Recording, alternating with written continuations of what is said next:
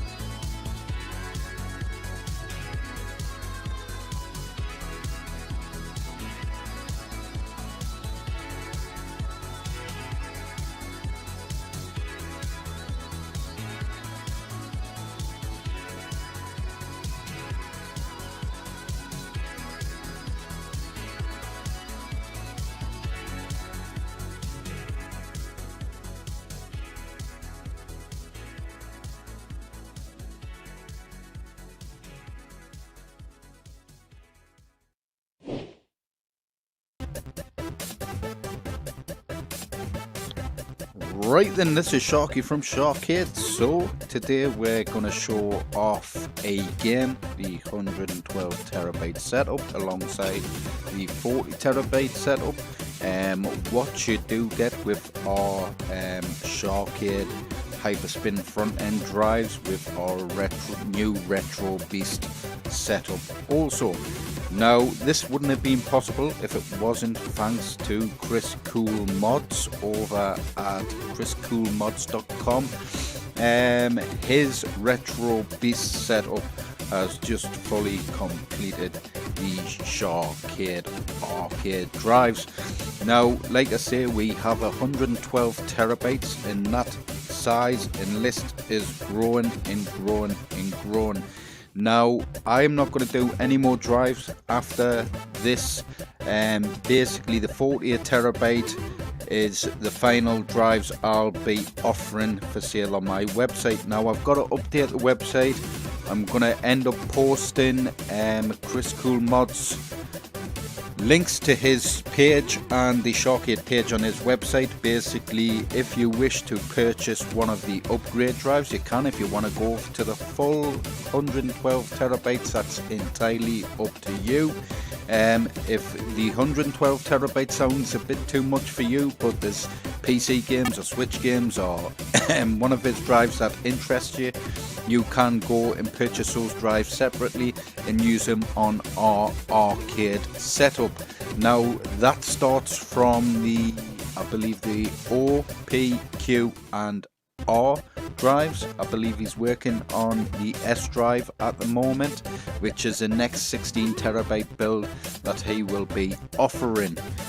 So what I'll do is I'll probably go through the different systems that's on the whole setup itself, and then just show off the new cool stuff. Me and Chris has spent many a nights working on little fixes and patches and making sure everything's reading with each other in the background. Currently I've got all the drives set up internally, so we shouldn't have too many read drive wake ups and stuff. Obviously when you have many drives in your system, some drives like to put themselves to sleep, but we should be okay. 2 moments, I'll be back in a second.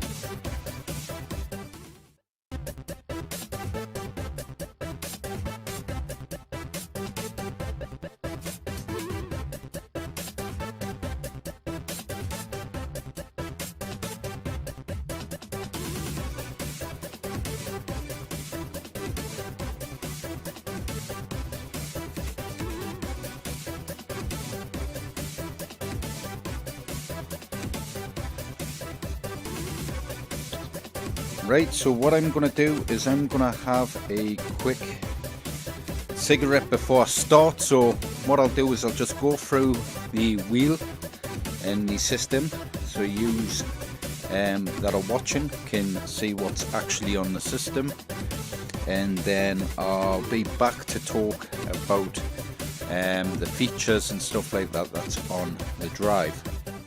See you in a second.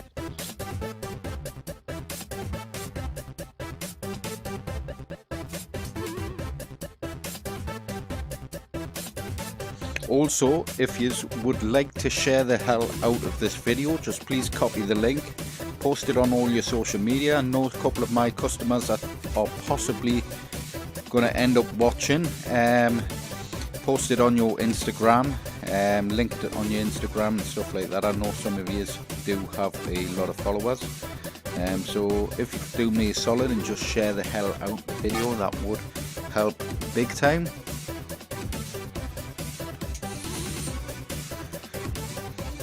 Right, I will just check the stream.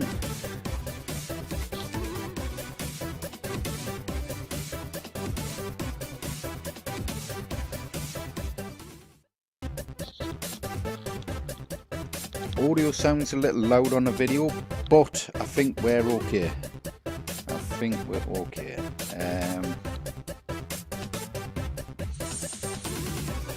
It sounds like the audio is coming through quite clear.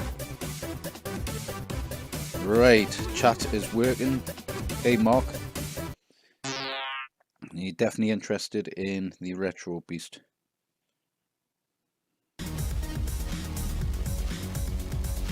Has the build got Auric 1?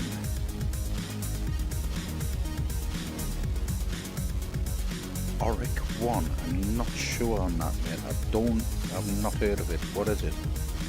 Is it a system, is it?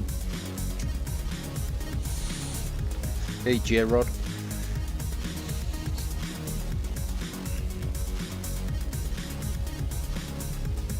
So you after the control panel then, are you, Mark? We'll be doing a small special offer on the control panels.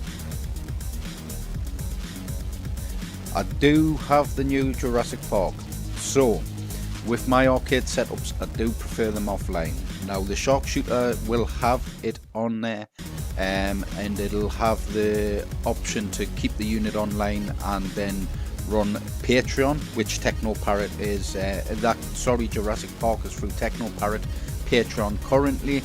If it gets released elsewhere, I will get it and add it to the system on the main arcades, but I do recommend you keep the units offline. Now if you're a little bit experienced with Windows and stuff like that, I can guide you through how to, if you're all desperate to play that game, you can purchase your Patreon from Techno Parrot and play it online, but you would have to make sure you turn the unit offline when you're running the system. I'm okay because I know what games, because I'm currently online at the moment, but I know what games to avoid while I'm online, because it is some games, not a huge collection of games, but there's some games, if it detects a network connection, it's going to update and break those games, buddy. So I do prefer keeping the arcades offline. I mean, currently I'm running over maybe 5-6 million files on all the drives. That's just media and stuff like that, and it only takes 1 or 2 files to corrupt or get messed up because of an internet connection and stuff, a network attack, all that sort of stuff. You can end up having a messed up machine, and you wouldn't believe the amount of damage even just an antivirus can do. I've had a customer before, he'd probably be watching the video, he's installed an antivirus, it's messed up the system. I just tell customers to avoid installing anything they don't know. I do have tutorials how to install your own games and stuff, but that's all the network capabilities are really for. If you want to add Steam games, it's at your own risk. Like anything online is at your own risk. I do offer a free restore if you do mess your drives up, but if you keep messing them up over and over and over again because you're doing stuff online and stuff like that, I would end up charging you eventually. After the first or second time I would let it go, but if you keep doing it and I've got to mess on restoring drives and stuff like that and resetting up your system, there would end up being a charge. But like I say, I just tell customers keep them offline. Eventually those games that are Patreon would become non-Patreon eventually, and they'll be already on the system ready to go. If not, I'll do a tutorial or a video or something at some point to add those games. I've been desperate to play Jurassic Park myself at the moment. Jurassic Park, I haven't got a current Shark shooter set up. Chris Coolmods actually had my personal build, that was for my wedding, so I think he's going to do some tests on the Shark shooter. And sorry, 2 moments. He's going to do some tests on the Shark shooter. What's that? I get easily distracted reading messages. Oh, Tangerine Oak one, I've never heard of it, man. Yeah, so he's going to be doing some tests. I'm going to try and get through recoil sorted as well for that system. I believe Chris does a online shooter drive as well, so it's possible maybe even do a dual boot OS. Then you can have one online and one offline, and then you can hide on the other OS your drive so nothing gets messed with. But there's methods. It's just like I say, I try and keep my units offline, the arcade setups as it is. The shooter cabinets are fine because there's no games that can get messed up, and it's easier to clone a smaller drive than it is say a 4 or 5 big drives, 16 terabyte drives. It takes a full day to clone just one drive. So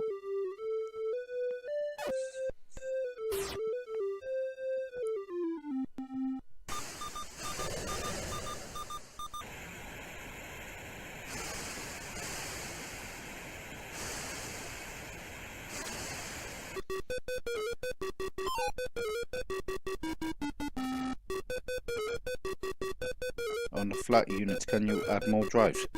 Yeah. You do have to run them through USB. Basically, they'd have to be on a USB caddy. With some new PC titles, stuff like Baldur's Gate 3, is it? You're gonna struggle because I think those games need an SSD. I think the last SSD required game was is it The Last of Us, the remastered edition for the PC, and that struggled a bit on USB, reading from USB. And if you've got, say, a 5-bay caddy and you've got 5 drives in there, some of those drives will put themselves to sleep while one drive's reading, and if they decide to wake themselves up, it can slow the system a bit down. That's the only problem, is running it through USB. Now, you can get single bay caddies, or dual bay caddies seem to work better in my opinion than a big 5 bay caddy. The way the ones I've tested on 5 bay caddies, they seem to run better. But with the joys with is the system, as long as you've got the 3 main drives, so you've got your 16 terabyte internal on the control panel, and then you've got on your USB your 2432 terabyte add-on, which is a single 16 terabyte drive. And then I think, what's it? The 40 and 48 terabyte add-on, which is another 16 terabyte drive. As long as you've got those drives connected, then you can just add another caddy through USB 3.0 and then read off those drives. You don't actually have to have all the drives plugged in. You can just say have a single drive caddy that you can swap the drives out easy, and whatever drive you want to play, you just plug that drive in and play from that drive from our system. But if you're like me, you want all the drives connected, you probably use a 5 bay caddy. Just like I say, can on some PC games might run a bit slower. With the 4-player unit, so we can fit all the drives in. It does require some extra hardware, but if you're only after a smaller unit, 2-player unit, you can purchase one of them from us, and you can use the external drives as off a 5 bay, sorry. Right.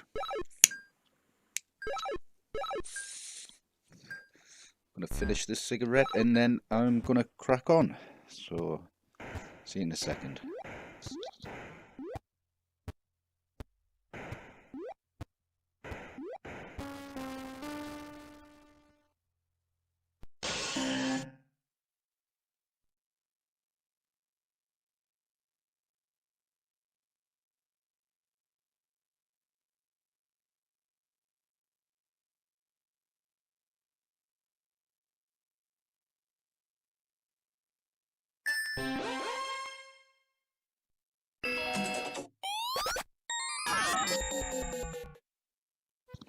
Right, so with our system, your first menu option is our hyper search option. So I'm not going to select it because it will scan all these drives. So it might take a little while. It generally just scans the 32 terabyte, but since I've done the update, I haven't attempted to do a scan yet, so I'll leave that for the moment. Yes, so we have a hyper search option. We can search all the games on the system other than Chris Coolmod's system. It will recognize the system drives, that the system's there, but it won't scan his games. You can't scan his games because it's running off a separate setup. When we load his setup, runs off a separate setup. So the hyper search option will do a search for all my games, all my systems on my system. We start off with a 19XX collection, and we have AAE Vector Games, BBC Micro, Acorn Electron, American Laser Games, Pegasus, Amstrad CPC, GX4000, Angry Birds, APF Imagination, Apple II, Asteroids Collection, Atari 2600, 5200, 7800, 8-bits, Atari Classics, Atari G42, Atari GX2. To be honest, I might not go through all these because I'll probably be here all night. So we have a massive collection of older consoles, the Linux, the different Atari stuff, the MAME clones. Ball and Paddle. Actually hadn't looked at this system for quite a while, but this is for your spinner games and stuff, trackball and spinner type games. I think it's mainly spinner games in there. Wonder Swan stuff. We have our beat 'em up collection. our Bomberman stuff, Bomb Jack, bootleg games as well. We have boxing classic games. There's a boxing game that I've just recently added on here, which looks pretty cool, so I'll probably show that off. We have Commando, Capcom Commando. We have CPS 1, 2, and 3 on there. The Sony ZN1 and ZN2, Z80. We have casino games. Castlevania collection. I love my Castlevania games. Loads of Shadows was probably my favourite one. And they had Loads of Shadows too, which was good, but not as good and not as big as the first one. We have Cave, CV1000B, CV, what's that? 1000D. Then we have CollectiveVision. We have our comic book collections. I've got a fairly alright sized comic collection here, but I will show off Chris's. Chris's comic collection is huge. With stunning artwork and legendary storytelling, their pages have captivated readers for over 80 years. Am I still streaming? They are the handheld, take-anywhere books filled with superheroes, classic stories, or adult dramas. Some of them originally sold for only 10 cents, but now Daphne's go for on here, millions. mate. With stunning Yeah, artwork Daphne's and on the legendary system. storytelling, their pages have captivated readers for over 80 years. Chris does do some covery updates, so each month with him he does free updates, and I think that's permanently. I think he might jump in the chat, so if he does you can ask him, because I might not get it right, but I believe he does monthly updates. He has a Discord which you can just put any problems in his Discord, and then he'll go ahead fix it by the end of the month. You just connect to his setup. He's now in the middle as well of setting up everything, so basically if there's anything different on my drives and his, it'll do a scan of that setup and then repair anything that's wrong, so it'll also be looking at my setup as well. With stunning artwork and legendary I believe as well he does some sort of Patreon. Is it Patreon? What's the name for it? I can't think of the name of it. My brain today. So basically you can pay a small subscription, I think, to him as well, and you get early access stuff as well, early updates and stuff like that, I think. But don't hold us to that. You'll have to ask Chris on that. But you can message him and stuff anyways. So yeah, we have a comics collection. Nice neat little theme there with the different comic books and stuff like that. So we have stuff like Army of the Dead comics. We have what's that? Criminal, The Sinners, 0203 and so on. So there's a nice comic collection, nice wheel art there, nice background. Just stands out nicely. So if you wanted to read a comic, you can just load up a comic book. Loading.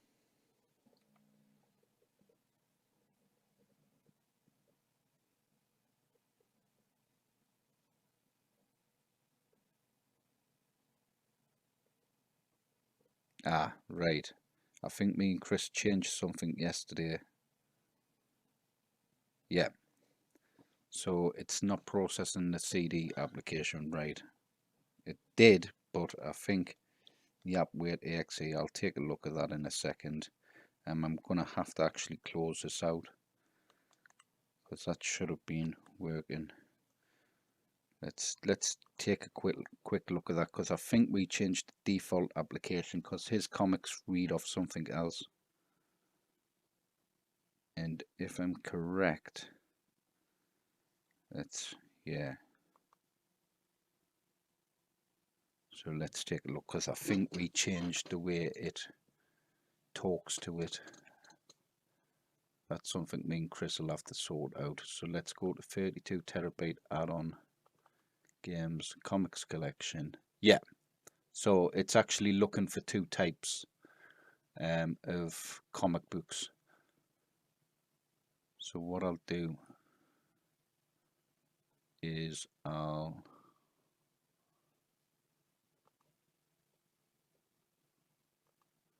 and it should that'll fix that. But I think when I go into Chris's, we're gonna have to maybe redirect it to something else. Right, that should have fixed that.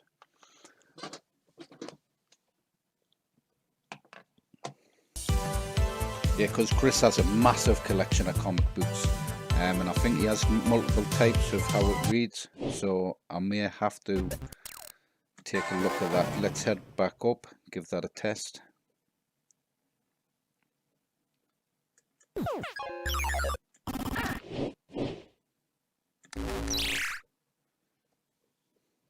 Loading.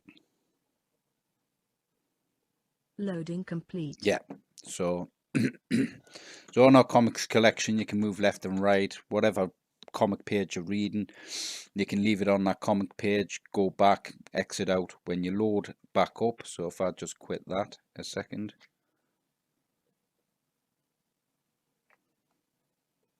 and then load that back up,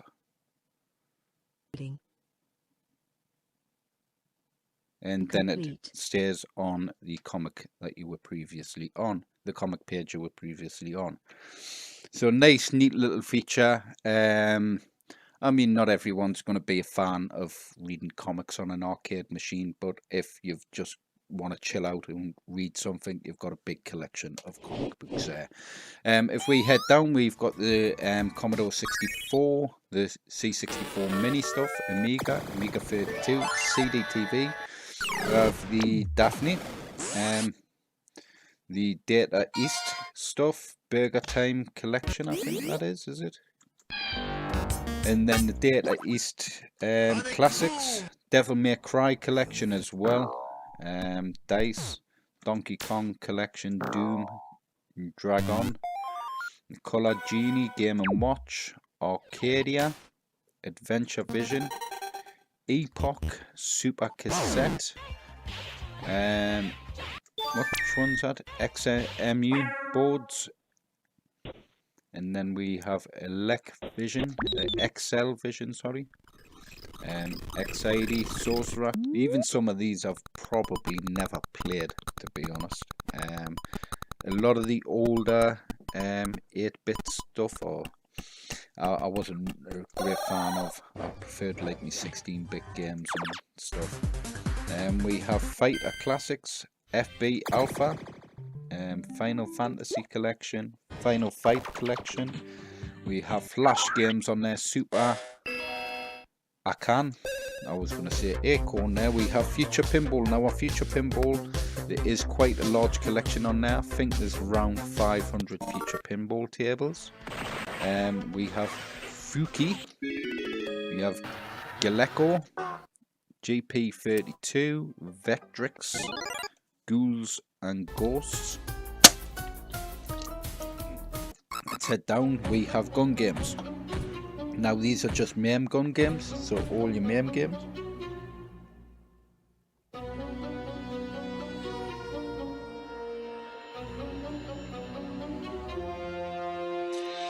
To be honest, I like to leave me MAME. The collection I've got, there may be one or two on there that don't work, but when you change the MAME and stuff, you've got to update your ROM list to the MAME collection, and there's 30,000 MAME games on there. I don't want to have to do that. I like, if something works, I like to keep it working. If there is an update that a game requires, I tend to just download the emulator update for that one game, if it's that important. But there is some games I'm not too bothered about. A lot of time adding games, setting up games just for one game, it isn't really worth my time. Now if it's stuff like the Techno Parrot stuff and it's a new game like that, no problem. I don't mind adding that stuff because it's cool and new, you know what I mean? But if there's a certain version of NBA Jam or something like that, it'll only work on a new updated MAME, I'm not bothered. Hack and fan-made stuff. We have Game Master, we have Homebrew MAME, I believe that is. Hector, House of the Dead collection there. We have PGM, stuff. We have video computer VC4000 IREM classics. Then we have all the different IREM systems. We have Java stuff. We have jukebox.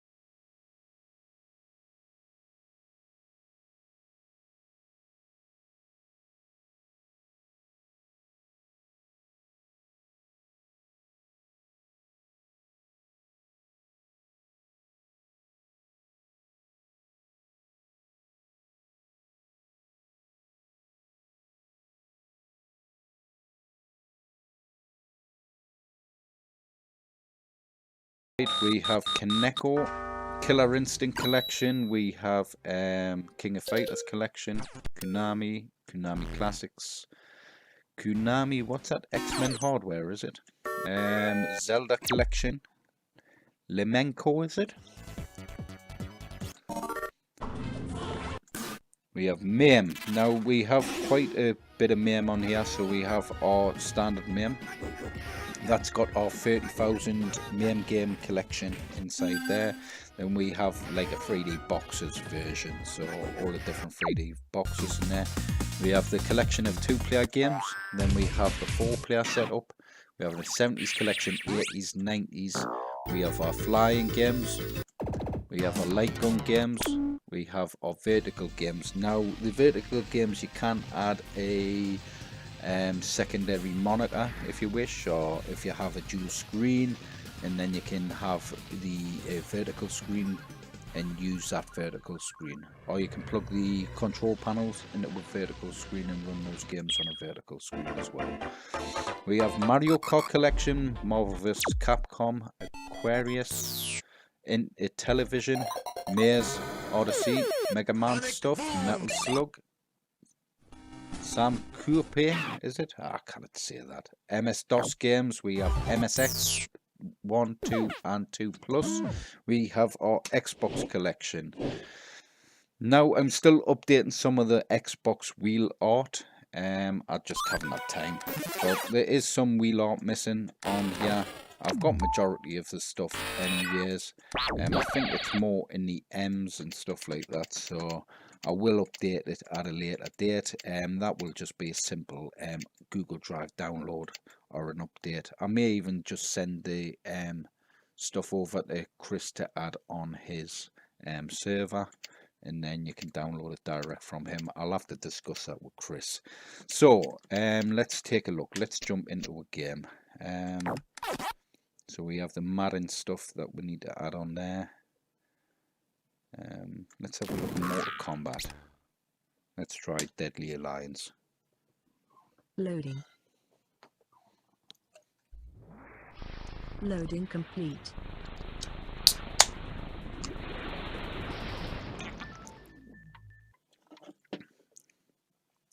Now I believe this is on my, is it the 30, I think it's a 32 terabyte setup, the Xbox games. Now you can purchase a unit with just a 16 terabyte drive in. Any smaller than that, you're gonna require a hardware upgrade, because our 8 terabyte builds, yes, we've just updated this as well, so I may have to change the resolution as well. And I've got my mouse disabled within the menu, so I'll take a look at that anyways. But I'll try and get that full screen. Yeah, so with our 8 terabyte setups, anything lower than the 16 terabyte setup, the hardware is going to be on the lower end system, because the games on that drive, it doesn't require an RTX 3060. So when you hit the 16 terabyte build, it does then upgrade your hardware. You have an RTX 3060. Hey Jeff, mate. So you have an RTX 3060, 16 gig of RAM, Ryzen 5 CPU. That gets you started with all the next gen titles, the next gen PC games. There's a nice collection of next gen PC games like Mortal Kombat 11 on the 16 terabyte build. So you don't have to go all out by the 24, 32 terabytes, so on, right?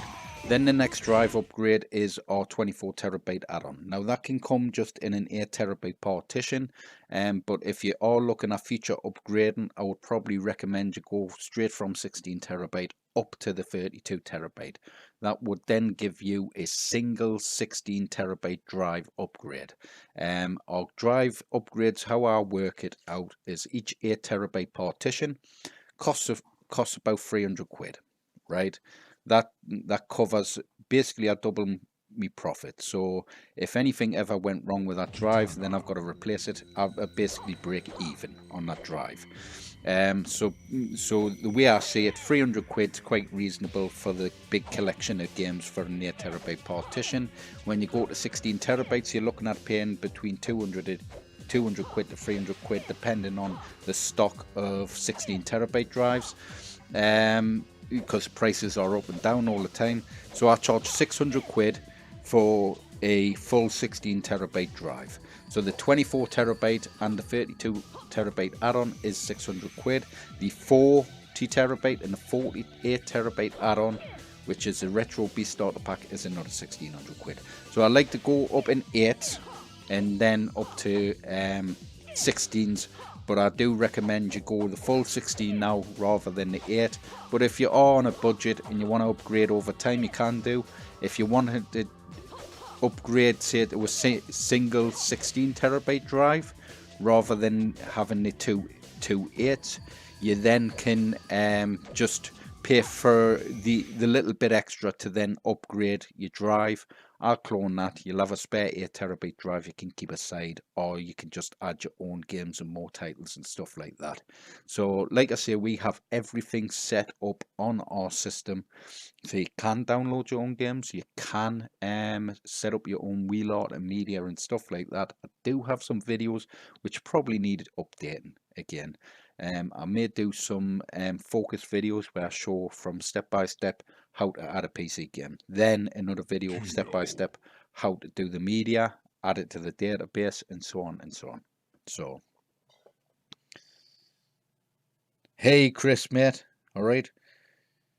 Cheers for last night, man. That was yeah. We got it done pretty quick, really. Got everything sorted pretty quick. The other week though, man, I was shattered. So yeah, if you're staying on, Chris, if there's any questions anyone wants to ask Chris in the comments there, just ask away, and I'm sure Chris would be happy to reply. And if Chris hears anything I say incorrect, he can correct it in the chat as well if he's hanging around. Obviously, you don't have to hang around, dude, if you don't want to. I'd imagine you've got a load of stuff yourself you've got to get on with. So, anyways, like I say, with the control panel units, we do start off from 8 terabyte, but I do recommend you go with the 16 terabyte, and then you've got the hardware upgrade. Anything from then, upgrade drives, it makes it easier, and so on and so on. So if you want to go straight to the 48 terabyte, you can. That's fine. Obviously, with the control panels, I would probably offer, if you go all out with the 48 terabyte add-on, I'd add the hard drive caddies in for free, because I generally would just use internal drives, because at the moment they're cheaper. They never used to be. External caddies were cheaper, and you just used to shuck the drive, the 16 terabyte drive, out the caddy, and then you'd have a spare caddy, and then you'd plug in the 16 terabyte internal that's inside the drive caddy. But now drive prices are all over the place, and the the internal drives are cheaper than the externals, which it used to be the other way around. Basically, I would add those hard drive caddies free. So if it's a 2-bay, 4-bay that we've got to use, I'll probably add those free. If you go all out with the 48 terabyte add-on with the Retro Beast starter pack. Right, let's give this game a go.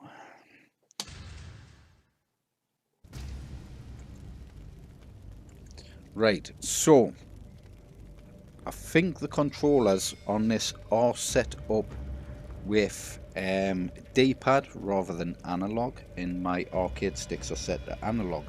And the joys with the Packdoor tech is you can swap and change it, so you don't have to go on and change any configs.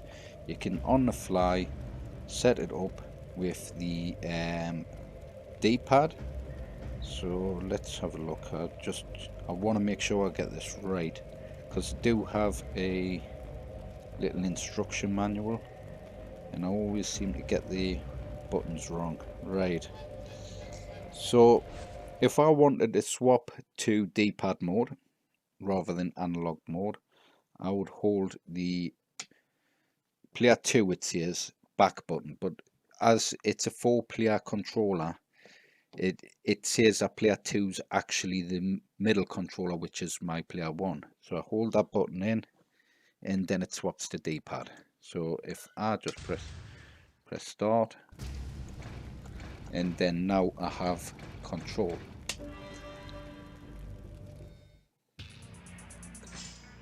And then I believe if I just check if I want to swap back when I'm in the main menu, I just hold back player 1, which would be my player 3 arcade controller.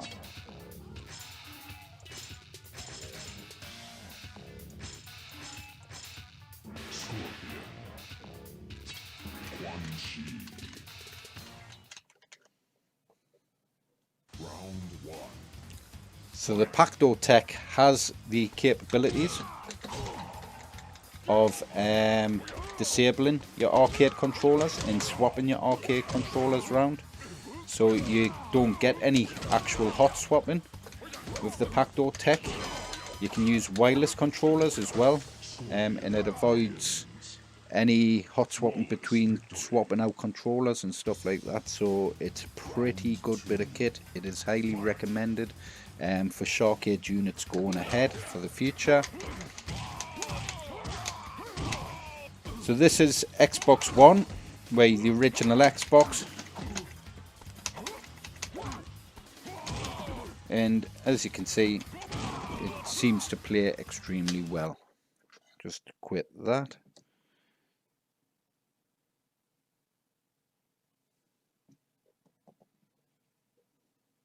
And what I want to do is I want to swap back my controllers. So I would hold, let's get this right, back player 3, so it's back player 1. Just hold it for 8 seconds, it'll flag up on my little display. And I recommend you go ahead and watch Chris's videos. He shows off the Packdoor tech quite well on his video. Let's check. Right, so that should give me controls back.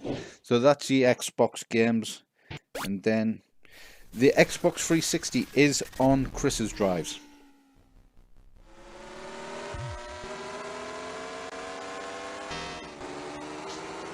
The graphics cards on the control panels on the RTX 3060.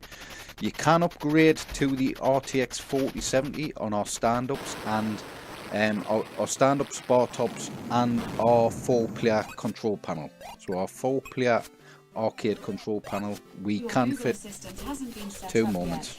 To get started, Google download the Google Home app on a phone or tablet. Turn that off. Right, don't know why that kicked off. So, 2 moments. So yeah, on our 4-player arcade control panel, you can fit all the Retro Beast drives in and the SHAR-KADE drives in the same unit.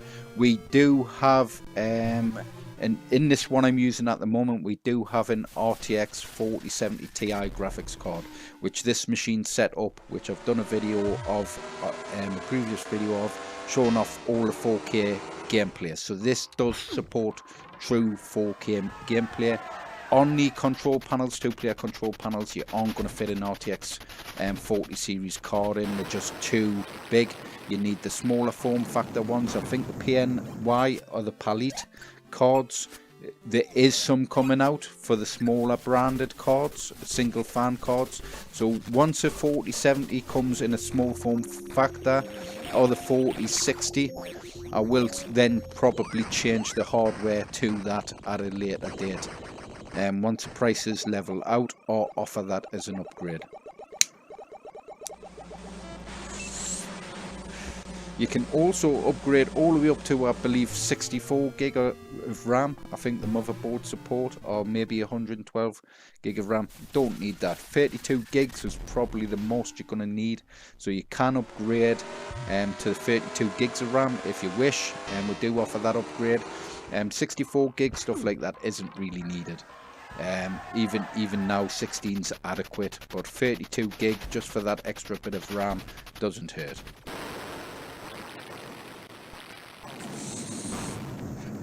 I don't know what the this 4070 is that I've got in. The 3060s that I use are the 12 gig cards. So the 12 gig RAM cards on the 3060s, I don't use the 8 gigs. I use the 12 because it is games like Resident Evil Village, stuff like that, that requires more graphical RAM. And as far as I believe, emulators now are using more graphical RAM. So the newer emulators, it's probably better having more graphical RAM than that slight better performance running on the 8 gig version card. Because I think there's a slight performance, but you wouldn't recognize it, know what I mean? Where having more graphical RAM is going to be better, especially for emulation. So I go with the 12 gig cards, but I think the 4070 might be, I'm not sure, it might be 8 gig, but I think it's actually 12, the 4070 Ti I've got in. I'd have to double check, I'd have to look it up. As for the MAME games, we do have bezels. Some of the MAME systems I like on full screen. That's me personally. You can change enable the bezels on those systems. So I have a couple of MAMEs I have full screen, and I have the bezels for MAME. I think most of the MAME systems are with bezels. But Chris on his drive does have a nice collection of MAME bezel games with certain filters and shaders and stuff like that, which look absolutely sweet. I'll probably show off soon one of those systems, but he does do a lot in filters and stuff like that. Me personally, I don't mess on with shaders, filters too much, only because one customer likes one thing, another customer likes another thing. I don't want to have to mess on with that. Chris is a guy that has all that stuff set up in the background, so it's a nice little addition having those retro games with his shaders, his filters on there, because there's some impressive stuff. I did show off in a previous video as well his there's some bezel work that actually have buttons. When you press the buttons press on the bezel, it looks absolutely cool. So let's head past Midway. We have Namco collection there. We have Mugen. I love me Mugen games. We have Midway, Namco. We have Turbo Graphics. I'm not going to go through slow anymore. It'll take us all day. We have a Need for Speed collection there. We have Nintendo stuff. So we have the 3DS. And what's that? The eShop 3DS, N64. Nintendo Arcade, and then we've got Classics, and we've got the NES. We have the DS stuff. We have the Nintendo Entertainment System stuff there. We have NES, what's that? NES Hacks. Family Computer. We have Game Boy Advance, Color, GameCube. We have Pokemon Mini, Nintendo Prototype. We have Super Game Boy, Satellite View. We have Super Famicom. We have a Nice collection in Nintendo Switch, but it doesn't even touch the edges of Chris's Nintendo Switch collection, which I'll show off soon. I think it's rocking up to about 6 or 8,000. Was it 6,000 in total or 8,000 games in total? It's crazy amount. We have Virtua Boy, the Versus system. We have Wii. Now, with our Ultimate Deluxe control panels, the 16TB version, the Wii controller kit comes free. So you get the Wii controller kit. You can, by default, use the Wii controllers as guns. It was basically our low budget option for gun kit. So you can use those as guns for the Wii games, the Techno Parrot games. If you do wish to have the gun for IR setup, you can purchase your guns from Raymond at RPEG Electronics. He doesn't ship to the UK, but you can arrange the shipping through him anyways. You just arrange the shipping and he'll have it all boxed, packaged really nicely, and you can ship them to the UK that way. They're not the cheapest guns on the market, but they're the best that I've come across that I've used so far. I highly recommend them. I don't do sending light gun setups. The Sindens are just a pain in the backside. I don't like them at all. There's a ton of stuff you've got to mess on with bezels and stuff like that. It's just not worth the time. I like stuff that's simple, plug and play, and easy to use. 6,500 Switch and all the DLC. Yeah, it is amazing collection, and I think you're still going, aren't you? So we have the Wii light gun games. Now, I don't have the gun for IR set up for the Wii games, Wii light gun games. I prefer them to be played as they should be. You can do, there is ways of setting it up, there's plenty of tutorials, but I just haven't bothered because I like the Wii light gun games to be played with the Wii controllers. We do have the Wii U there, WiiWare games, the NMK stuff, Open Ball. If you don't know what Open Ball is, you probably do if you follow arcade stuff. Open Ball is just like Streets of Rage games, just Streets of Rage clones with different characters, like Street Fighter characters and the Punishers you see on the screen there, and so on. All different Marvel characters and stuff. There is a cool He-Man one I don't think is on the system. I've added it in the past on He-Man cabinets, but I don't think it's on the system. I will look at adding it at a later date, or I'll just do a tutorial. It's widely available online to download and stuff, and I've got media and all that stuff, so I should have added it a long time ago, but we'll get that added to the system as well at some point. The Ouya Pac-Man collection. We have the 3DO stuff, PC fighting games. So our PC fighting games, this is all the stuff, basically most of this is on the 8TB drive. So these would be your next gen titles on the 8TB build, the lower end build. So you'd have like your Mortal Kombat XL, Mortal Kombat 9, Soul Calibur 6, Street Fighter 5, Street Fighter X Tekken, Ultra Street Fighter 4, Street Fighter Tekken 7, King of Fighters 13, and Dead or Alive 5, and Dragon Ball Fighter Z. So these games are becoming sort of obsolete now. They're a lot older fighting games. So that's what you would get generally on our 8TB setup.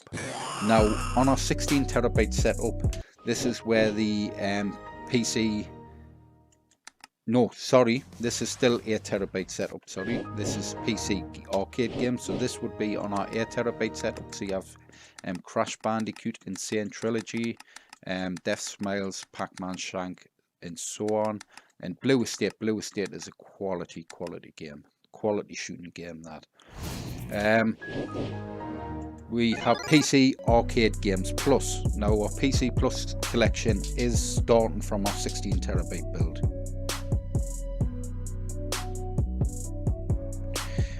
Right, I'll just go into the system a second.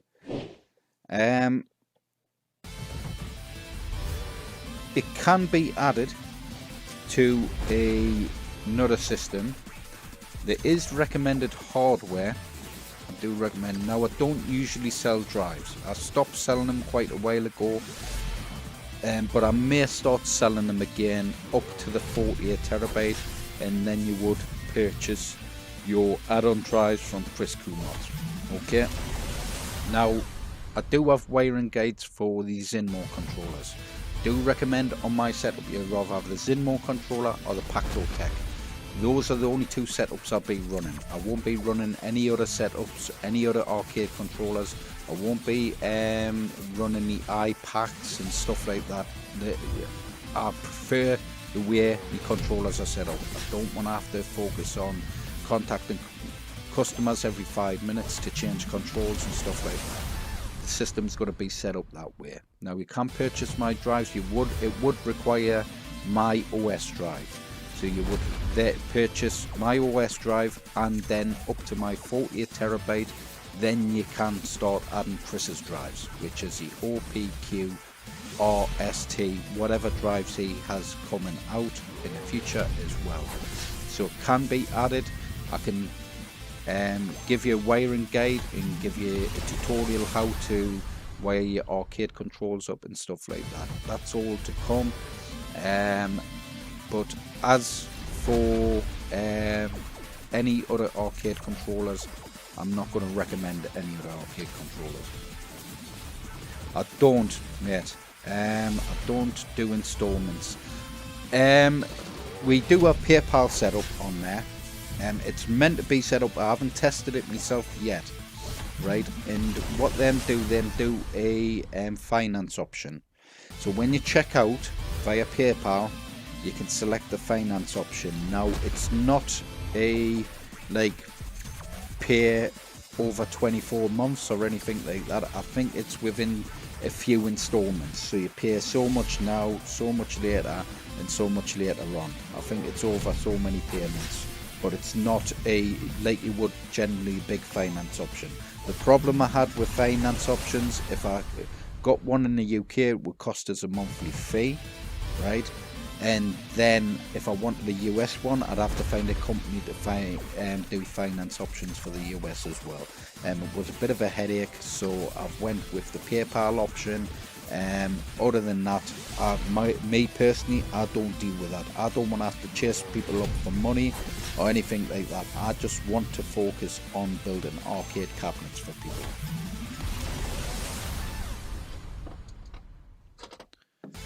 So, yeah, so our 16 terabyte drive starts with a PC Games Plus. A lot of these games you see on here will also go across to the 24 and 32 terabyte add-on, but the big collection of games like Afro Samurai 2, Alex Arcade America World, I think Aliens Fireteam might be on the 16 terabyte. And the Assassin's Creed collections, Batman collections, Blaze Blue, Castlevania, Cyberpunk 2077, Days Gone, all those I believe are on the 16 terabyte. Now there is some newer games on the 32 terabyte, so you've got the Call of Duty collection. Our Call of Duty games, I think on the 32 terabyte, the Black Ops 3, so Call of Duty Black Ops 3, there is, which no one else has at the moment on their setup. Yeah, so the Black Ops 3 does have the custom maps. No one else has those maps set up on their system, and there's some quality custom maps, and I believe there's people now downloading and installing Black Ops 3 to then start creating new maps. Now the scenes just went massive with custom maps, so there's going to be some new custom zombie maps and stuff like that. So if you are interested in zombies, that's probably the way to go. There is some crap zombie maps, but there's some really good custom made ones with Easter eggs and stuff like that. Some custom maps I played are better than the actual the actual zombie maps you get with Black Ops 3. It's crazy stuff. Hey E-Rock, mate, how you doing, man? RoboCop is on it, dude. I've actually done a video of in 4K playing RoboCop. So we have Alan Wake 2 on there. That's quite new title on the 32 terabyte build. If I head down, we have Atomic Heart, another new title. Let's head down. We have Broforce.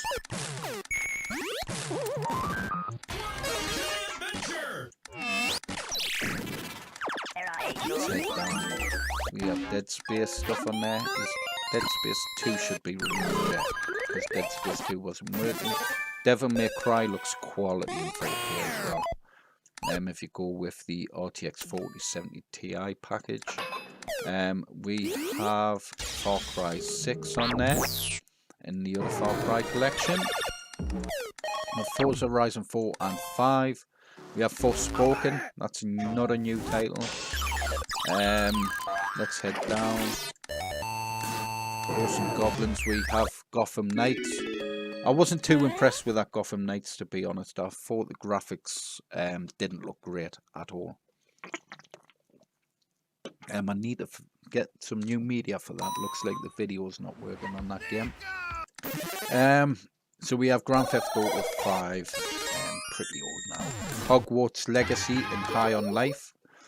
They're pretty new titles on there. Let's keep going.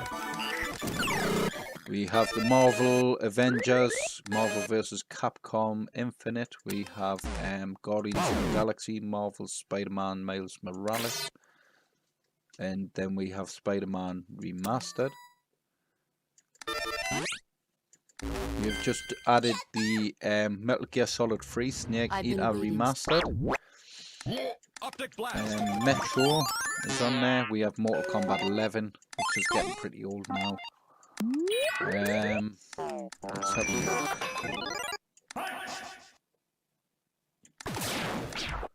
We have Power Rangers on there. We have the update of Pinball FX3 as well, so that's got some new tables on there also. Rad Rogers is on there. Ratchet and Clank Rift Apart is not a new title. That's just been recently added to the 32 terabyte build. We have the Resident Evil collection now. You have Resident Evil 2 remake, 3 remake, 4 remake. We have Resident Evil 6, Resident Evil 7, and Resident Evil Village.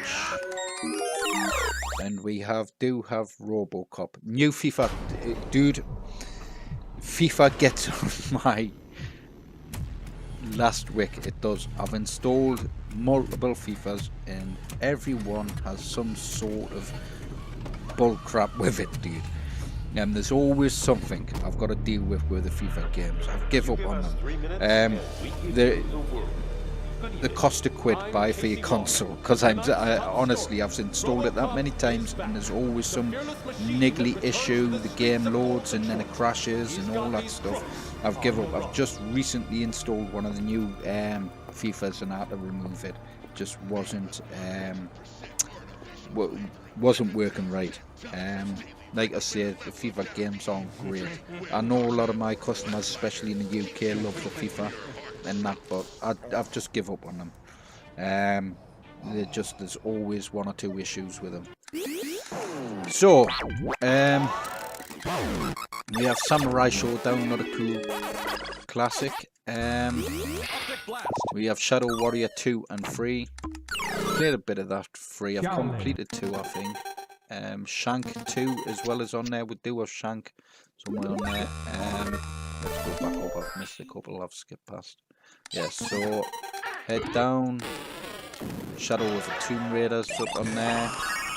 Shaolin vs. Wu-Tang 1 and 2. If you've never played those games, they're pretty cool games. We have the new Sherlock Holmes game, The Awakened. Skinny Franco, Fists of Violence. Skull Hero Slayer. Sons of the Forest. I think there was a Forest game I've just added, but it's not the Forest, the first one. It's just named the same. But that's a pretty cool game. The Forest is a pretty cool game as well. I've spent many hours on the Forest. South Park Fractured Butthole. South Park Stick of Truth. There's Spyro on there. We have Jedi: The Fallen Order, another quality looking game, especially in 4K. NBA games, I think I've just added some NBA games. I'm not sure, I'll have to check. But there was, I think, I'm not sure what, NBA 2K something. I'll have to have a look, dude. Super Meat Boy, we have Turtles Power, Portal Power, and Shredder's Revenge on there. Now, with the Zinmo controller, it doesn't work correctly with... It's hard to set up with the Zinmo controller on Shredder's Revenge. Works perfectly on the Pacto Tech, all 4 players. But I did have issues with the Zinmo controller on there. The Chant. I love these games, the Dark Pictures anthology games. I've played them all. I think one of them I haven't completed yet. The Man of Medan, I think it is. We've completed The House of Ashes, Devil and Me, and A Little Hope. It's that one we haven't completed yet. Darkness 2, classic game that. Evil Within 1 and 2. Faulkner Godfather Part 2. House of the Dead remake as well, which is all configured with the Gun for IR. House of the Dead Overkill. We have King of Fighters on there. Last of Us Part 1 as well, remastered that is.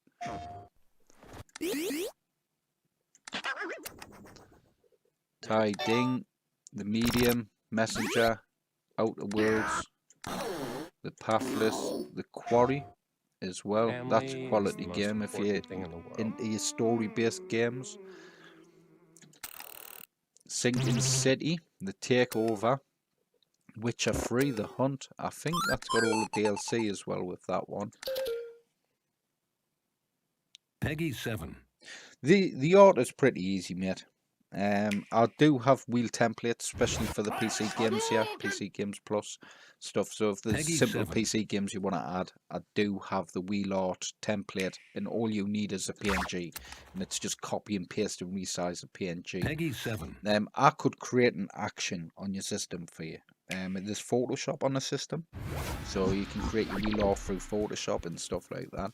So I can create what's called an action in Photoshop. So all you would have to do is have the PNG open and the wheel art open, and then just click play, and it'll do copy, paste, save, all that stuff for you. So it'll actually copy, paste it, resize it, save it, and everything. So it's just the matter of click and play after you've opened your 2 files, and that's it.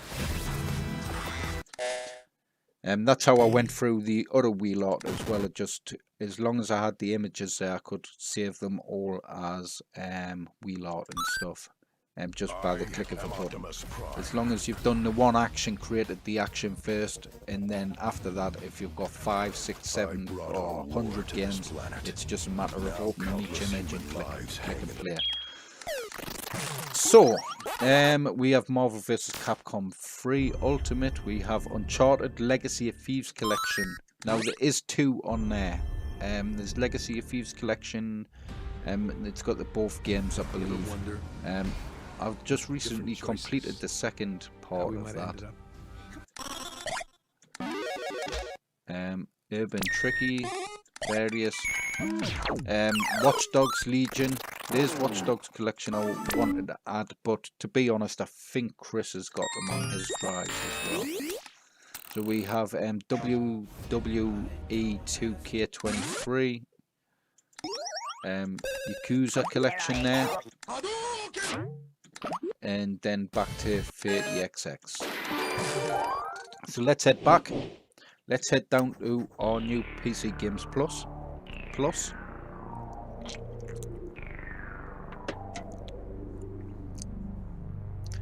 And if we just open it up, and what I'll do, since you've mentioned WWE, I think there's a WWF stuff there. Oh, I skipped.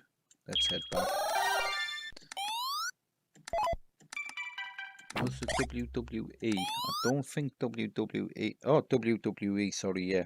I think it was. I thought it was WWF. So we've got 2019, 20, 22, and I think 22 2, I don't know the difference. There's a New World Order for Life edition, and then there's a 23. These are all the new 40 terabyte games as well. So we have the AEW, that's the one I was looking for. Fight Forever as well on there. We have Alan Wake Remastered on there. Aliens Dark Descent. We have American Arcadia. Played that the other day on the stream, and that seemed a pretty cool game. Pretty interesting game. For boxing, we have Asterix and Obelix. Adam Eve there. Atlas Fallen, I believe, is another new title. Baldur's Gate 3. I do have to fix Baldur's Gate 3 though. And we have Battle Bands Beast, which looked a pretty cool game. I haven't played that yet though. Blade of Darkness, I played that years ago. It's a quality classic game. Bit like a Conan style game. Blaze Blue, we have Boiling Point. That was a bit of a cheesy game. I started that up. Slaps and Beans 1 and 2 on there. We have Call of Duty Cold War. We have Clown Art, which is like a indie style game. Cobra Kai 2. We have Creed. We have Cricket 24. Dark Souls 1, Dark Souls 2. We have Daymare. That looked pretty cool, like a Resident Evil style game. I think it was inspired by Resident Evil. Baldur's Gate. The issue with that, dude, is it loads up. I think it got it loading once yesterday, and it just closed down. It wasn't loading in right, and yeah, it's installed it twice, and I had the same issue twice. It's just something wrong with the game. Death Stranding Director's Cut as well, so that's the updated version of Death Stranding. Dino Break there, Dino Hazard, Disagree 7, and Doomblade. So on the 40 terabyte add-on, I've went with a lot of indie style games, a lot of arcade style games as well. So because there's a lot of new arcade style games that's been coming out recently, and I thought I'd get those added. Enchanted Portals, Exit Limbo Opening, Farmer's Life, Farming Simulator. I mean, Goat Simulator games and stuff like that isn't my thing, but I thought, you know, I've had a couple of people asking for games like that, so I thought I'd get something added. And FIFA 23, like I say, I'll probably remove that. I will take maybe a look to get it working. Is that from Fit Girl? I think it was as well. I think I had the Fifth Girl one and the other one, and it just wasn't working right. FIFA 23, like I say, I might take another quick look at it and see if I can fix it. If not, it will get removed, because I don't want to spend too much time messing on with FIFA games. Fighting Leah AX, Fighting Rage, that's cool. I played that on the PS4. For the King 2, I think that's a new title. Forest, which I don't think is The Forest, it's a different type of game. Forged to Blood. We have Forspoken as well, updated. I think that's got all the DLC. We have Forza Motorsports. Gargoyles, which I showed off the other day, which was pretty cool. And Ghost Runner 2, another cool new title. We have Grey Hill Incident. I wanted to play this, it looked cool. It's not a huge AAA style game, but it looked interesting.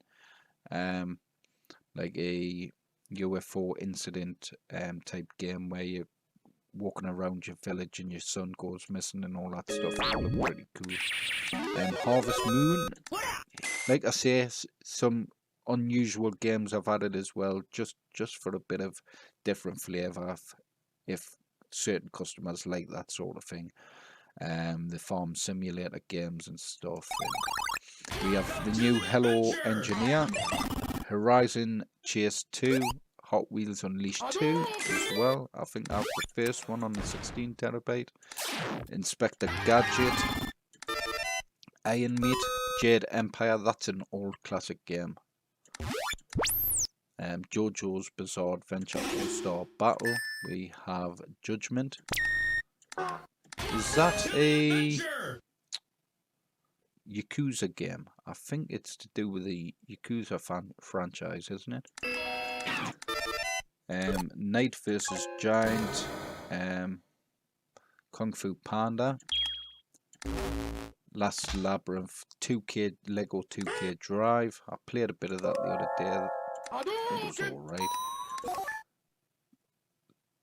Live Alive or Live Alive. Lords of the Fallen, Lost Alone. We have Mad Streets, Max Payne 3. I spent a long time as well adding Max Payne 3. Over the years, I've always gotten a bit of a crap copy of it. It always had issues so far through the game, but this version seems to work spot on. No issues at all. Mayhem Brawler, Police Force 2, Mega Man Collection Volume 1, 2, and Dive Offline. Midnight Fight Express. The Naruto games, the Naruto Collection, NASCAR Arcade Rush, Neo Dash, Nickelodeon All-Star Brawl. I've just updated that media as well because I had the same media for both. Number 2, Kart Racers, Night Ninjas, Nocturnal, which I've played a little bit of the other day, which wasn't too bad of a game, nice side scroller. One Piece games, Overloop, Override 1 and 2, Painkiller, Paperman, we have Paw Patrol games on there. So a couple of kiddie friendly games as well. I know some customers have smaller children that like to play more kid friendly games. We have Remnant 2 on there, Bit Trap Rerunner. I don't think I've played that yet.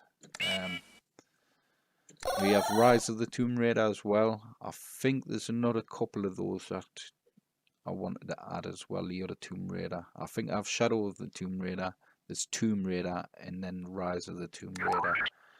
River City Girls, River City Rival Showdown, Robocop Ronin. 2 souls there.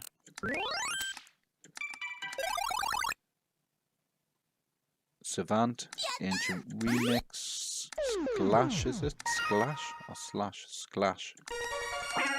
Shadows Heretic Kingdoms. Rise of Kong there. Slay the Princess. Sonic Superstars. Stray Souls. Strike Force Heroes on there. The Chant update as well. The Expanse, a Telltale series. So there's, I think Chris has quite a few of those Telltale ones. I was going to add a load, but I think he does have a few of those on his drive. VR Machine, 4 Kingdoms Awakening. I do need to change that wheel art. Don't know why that's the same wheel art. Last Faith. The Unliving. Fighting Herds.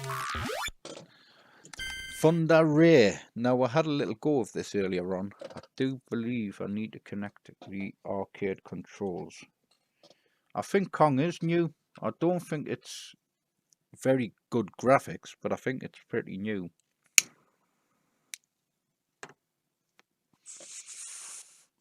Now this Thunder Ray is a bit like Punch Out. I may set up my controller, but I am going to disable the arcade controls. I will just get the list up because I keep forgetting what button it is. Pacto Tech. So I want to go to disconnect mode. So it's player 1 back, player 2 back. So hold those 2 buttons in. So both are coin buttons. And then that'll switch off all the arcade controls, and then I should just plug in my Xbox controller. I'm going to use a wired one rather than a wireless controller.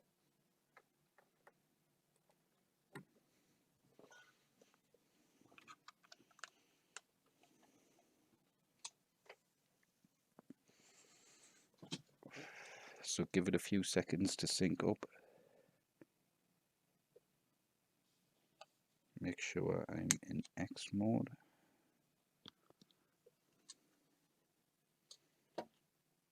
And let's load the game. Actually, I think I was meant to go into the game and connect.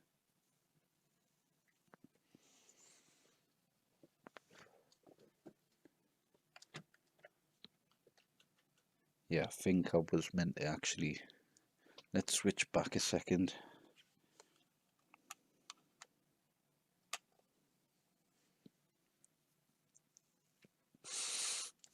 I know why it won't load. It's because I haven't connected this controller yet. I've been using the wireless ones. I haven't told it to recognize this controller yet. Right. Let's switch back. See if I get my controls back. No, it's not those buttons. What is it again? Sorry. 2 moments. And I want to go to... So it's back player 1. Right.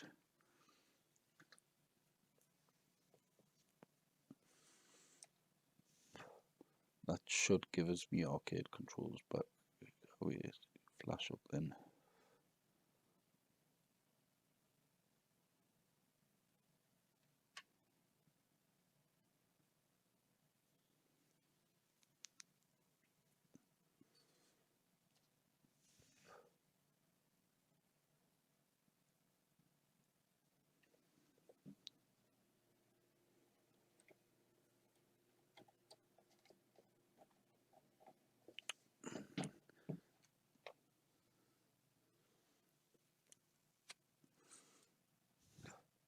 Two moments. Right.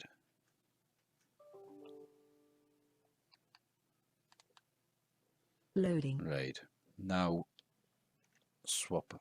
Loading complete.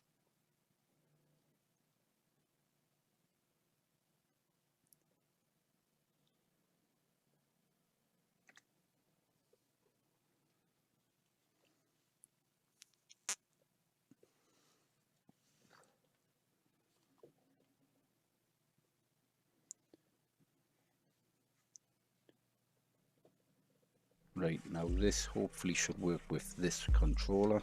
I think yeah. There we go. Right. So let's have a look.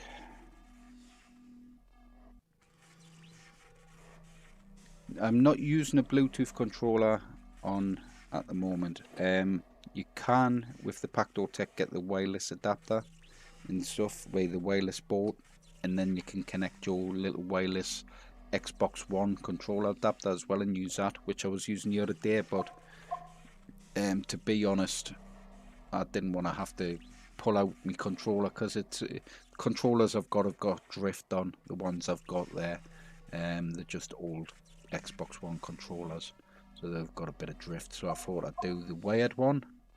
So let's select that. This is a bit like Punch Out as well, and it looks pretty cool. In the world of boxing, one fighter stands above all the rest.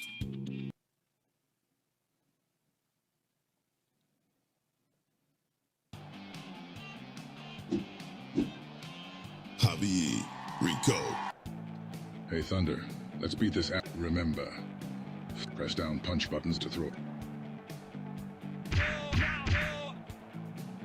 Now press high punch buttons and smash his face.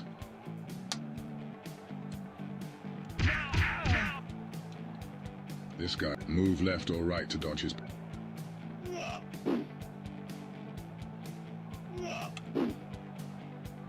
Press down to dodge and...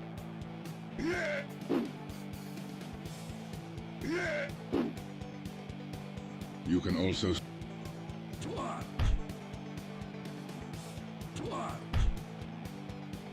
Let's take this. Hold any charge for a more powerful attack.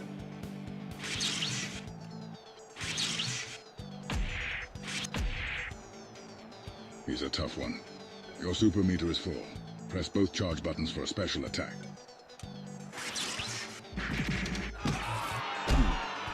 One, two, three. The unit hasn't got LED blinky, mate. To be honest, there's so much in the control panels. There's so much wiring to deal with. I don't really. If you want to wire your own LED blinky up, you can.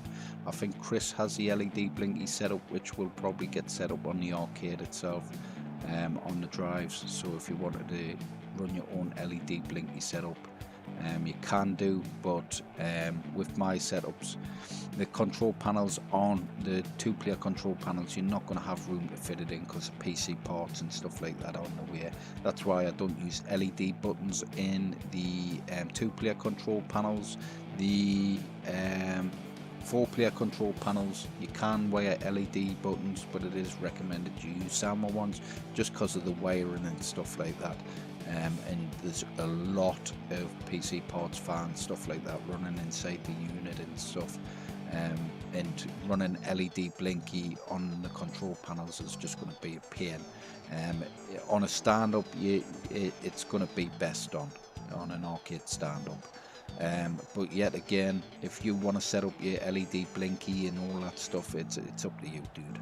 Like I say, I think Chris does have the LED blinky set up, the active marquee setups. So if you wanted to add that to your own arcade stuff, you can do. I would like to keep things as simple as I can. Nice plug and play. I'm not a fan of a lot of stuff running in the background as well. That's when you can end up with a load of issues. There's a lot of different softwares running in the background and stuff like that, and other stuff running. I like to get the best performance out of my machines, man.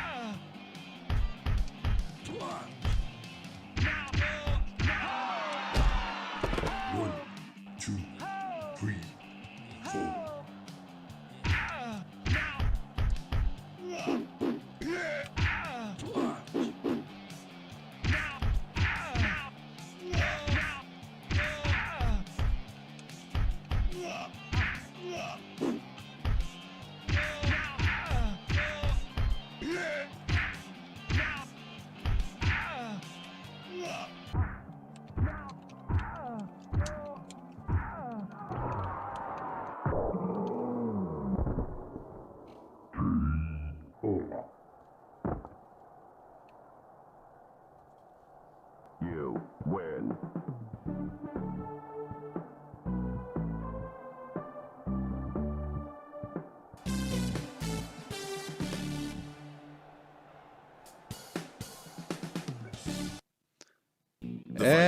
I'm not sure, man. I can't remember where I got this one from. Leaving the audience in awe. Good game.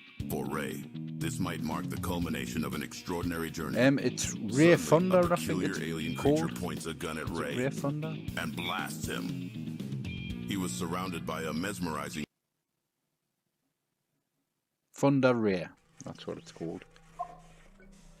So let's just head back. I'll quit that game. And then what I'll do is I'll connect back in. Now why haven't I got... Did I press escape twice there? Has that closed down my hyperspin?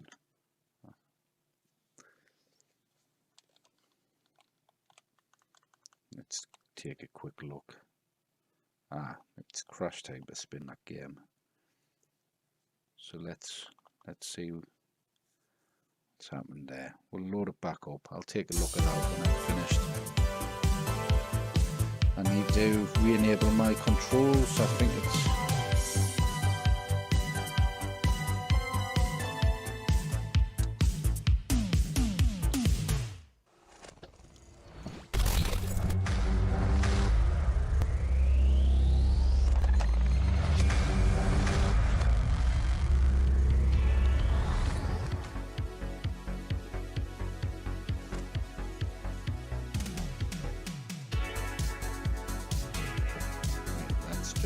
refreshing.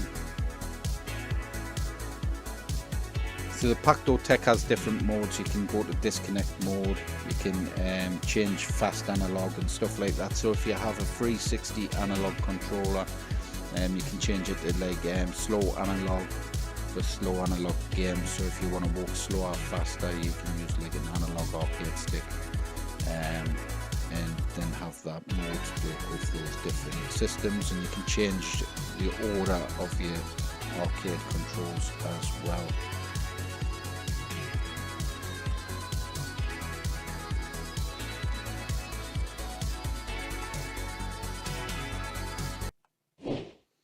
So let's head further down. Where we were at PC plus games, and then just head along, and then where we were at Thunder Ray, wasn't it?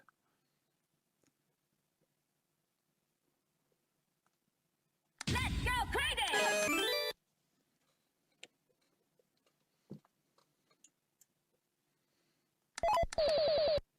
Yeah, so we'll go back. So we have the Walking Dead Destinies. I think that's another new title, as well as a Thunder Ray. We have Teenage Mutant Ninja Turtles Cowabunga Collection. We have the Tony Hawk's Pro Skater 1 and 2 on there. This is a quality game. I was waiting for this one for quite a while. There is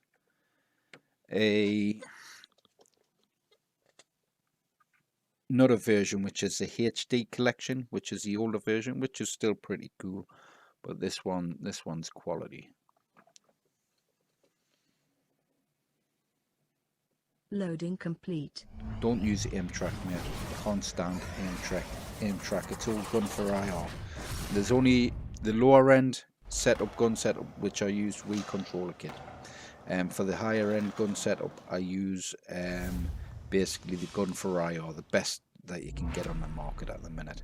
It's just a lot better. Aim track is terrible. It has software issues, calibration issues. With the gun for IR, it's just loads better. Operation Wolf, the new one, yeah, it's pretty good, mate.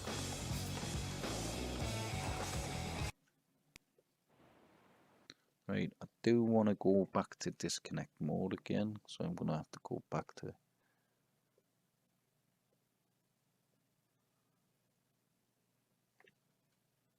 that changed, did that? Ah, there.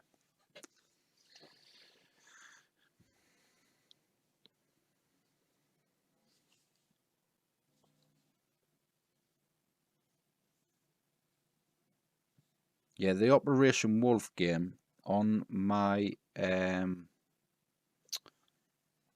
what do you call it? My sharpshooters. I do have true recoil set up on that, and it's probably the best true recoil game you can get.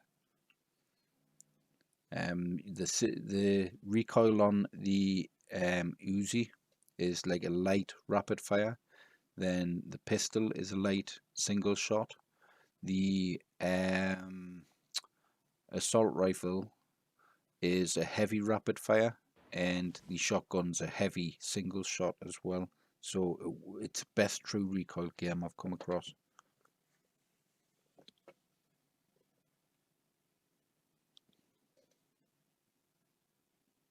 Is Assassin's Creed Nexus VR on this? I don't know what VR games Chris has on his drive yet. I think that stuff we're setting up as well, because he does have a VR collection on there. But I'm not sure on Assassin's Creed. So let's have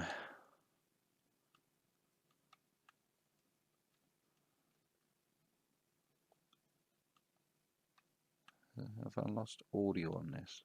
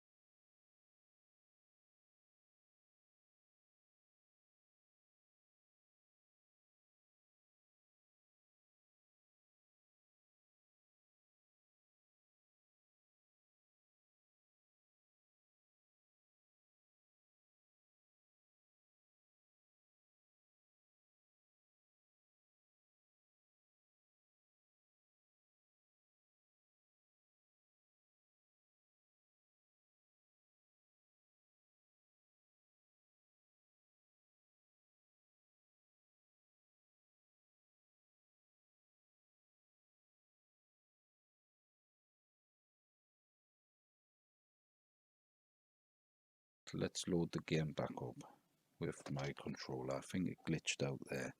Loading. I think it's with us loading the game up without Loading control complete. connected. Right.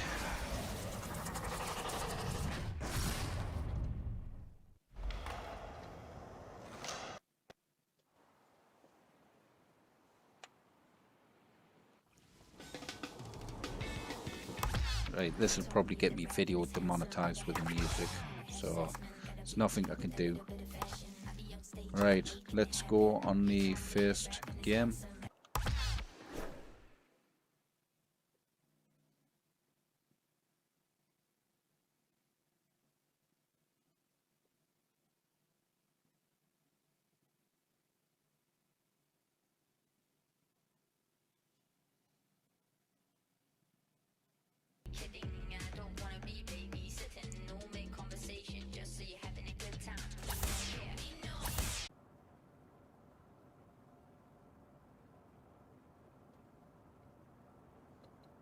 Yeah, use racing processors, dude. Is the stream going still? I see a lot of buffering.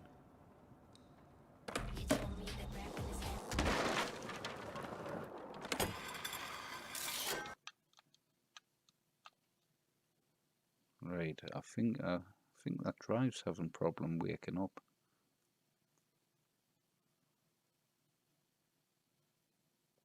Yeah, 'cause this game's playing funny.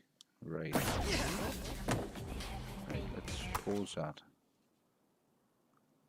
I think it's doing a wake up cycle on the drives. No, it's not the stream, mate, it's the game. I think my drives are cycling through because I have 7 drives plugged in and one drive's decided to wake up. Because that drive's been in idle, and obviously I've just loaded that game up from that drive. Right, give it a few seconds, let it wake up. I'm going to restart that run. Hopefully that's done all the reads. Right, there we go.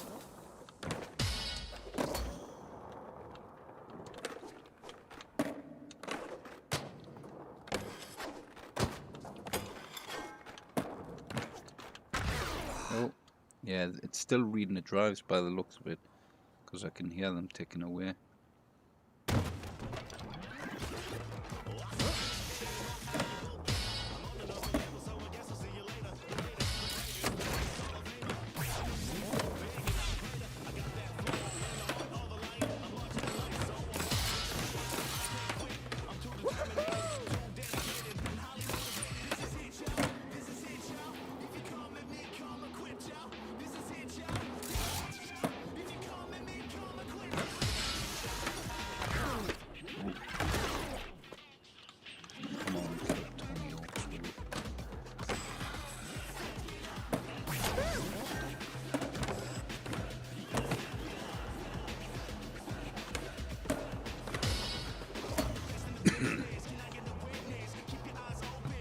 Isn't it the boxes as well I've got to hit on this?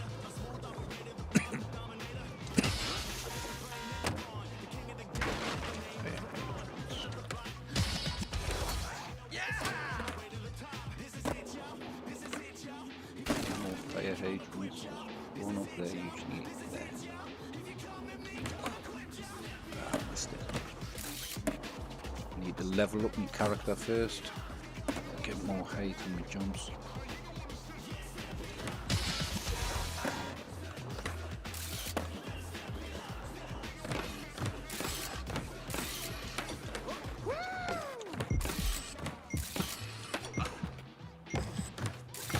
Ah, messed it up.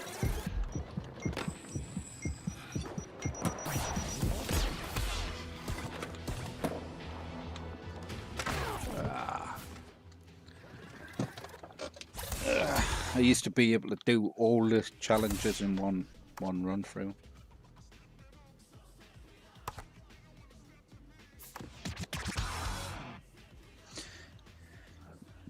The racing's is probably the best CPUs just for all-round compatibility and stuff.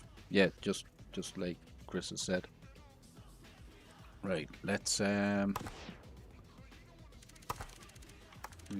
level because I need to do the boxes as well.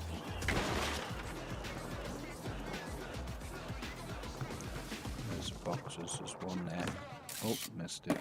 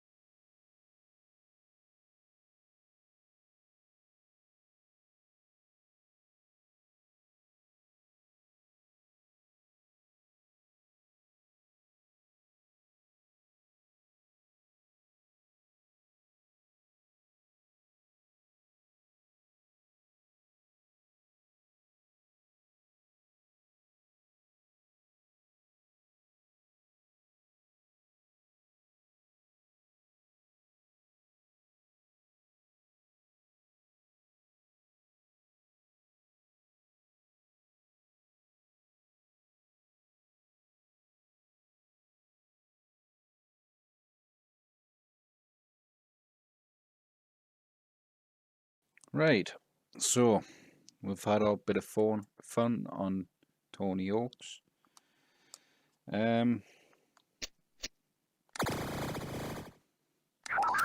Right, so we have a ton of other new titles, WrestleQuest on there, WWE, what we've seen before.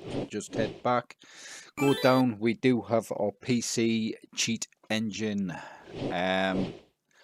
Now, our PC cheat engine, it runs off its own cheat system for the PC games. We're all going to update this list over time as well. We're going to add all Chris's stuff to the setup, so when you load in his games, you'll have a cheat wheel option on his system as well, and you'll have all the different cheats, so you can load up cheats on the fly and stuff like that.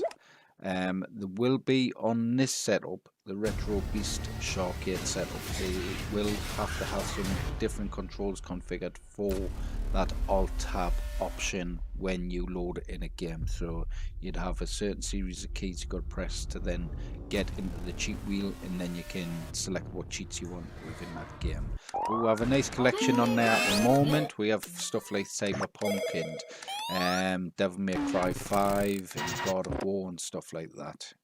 Let's head back.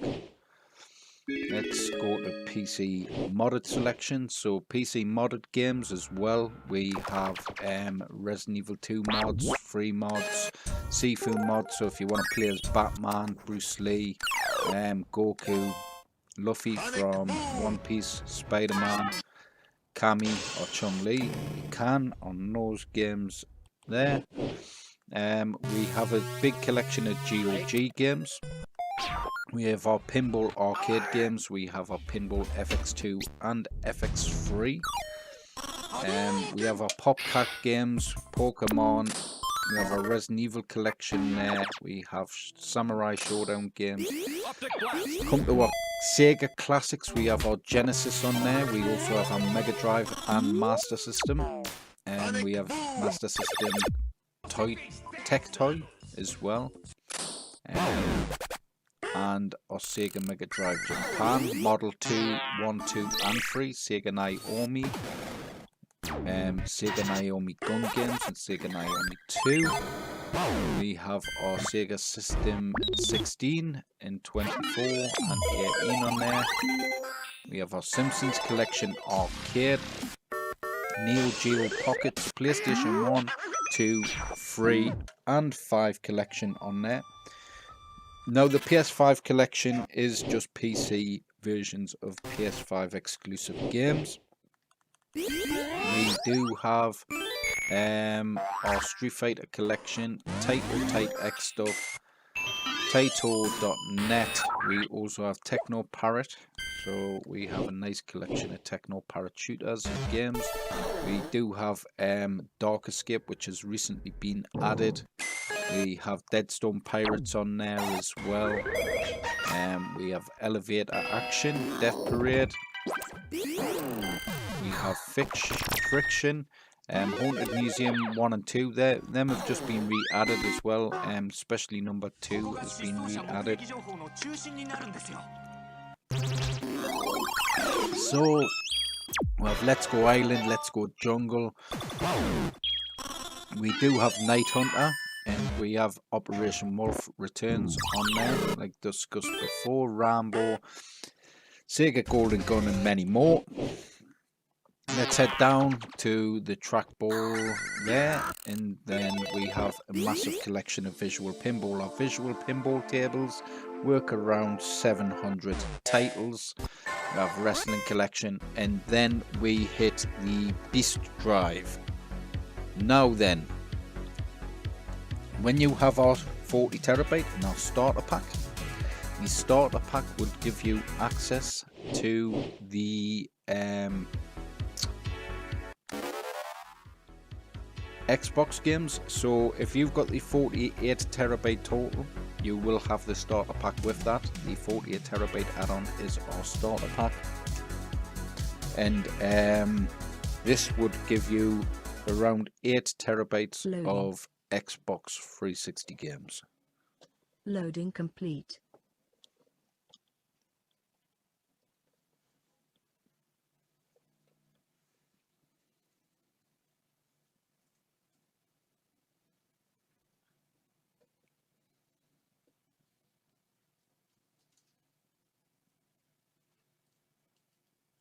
Just let those drives wake up a second.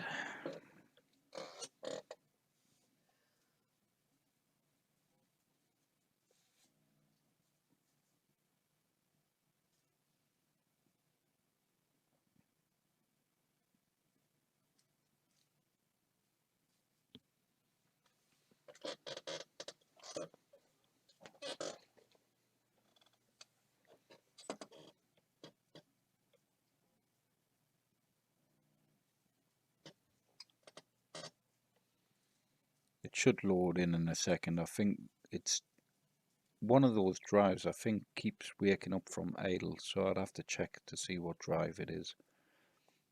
But it is causing it to take long to load. Right, so this is the Xbox Live and Xbox 360 collection.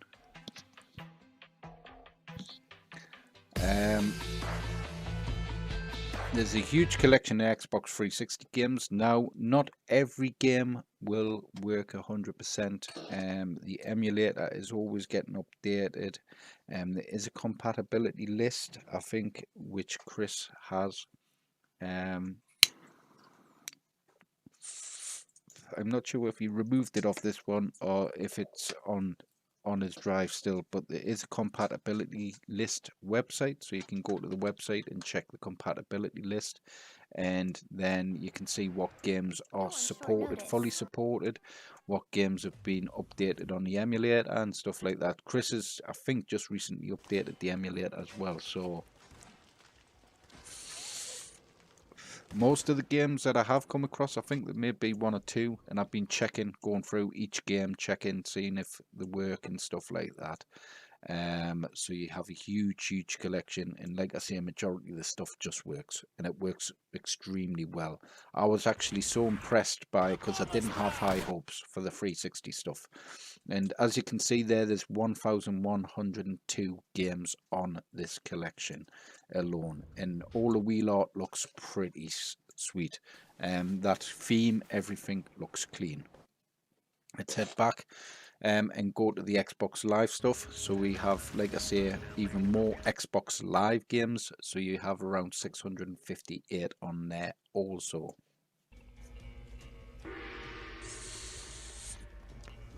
And for all the media and stuff like that, the themes and everything Chris has done, it just looks tidy. And he's done a ton of work on this drive alone. Now, the controller setup does change slightly. The exit key stays roughly the same, which is your coin and start now, rather than the left pinball with the Pacto tech. If you have this in mode set up, then it would be your left pinball.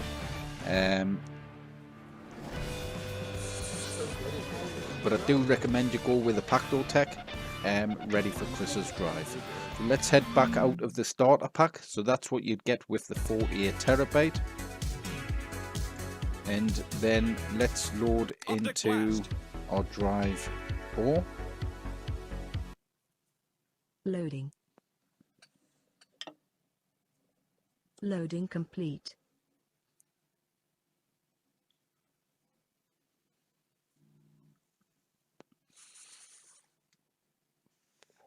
I think with that game glitching earlier on, it's done something, because it's taking a little longer than usual to load up. It doesn't usually refresh the drives that often, but I'll check. Right, that didn't take as long that time, so I'll double check that.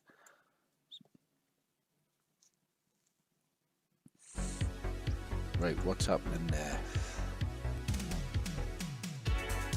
Right, actually, let's have a look, see what's going on.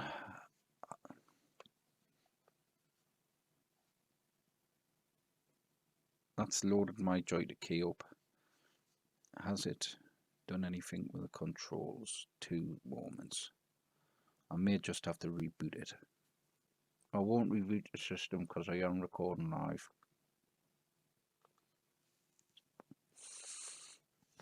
And that has all my controllers there.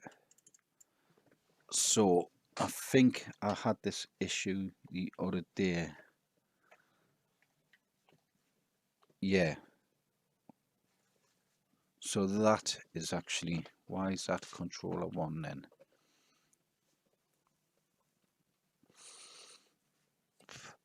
Ah, is that run? It's not running my tier.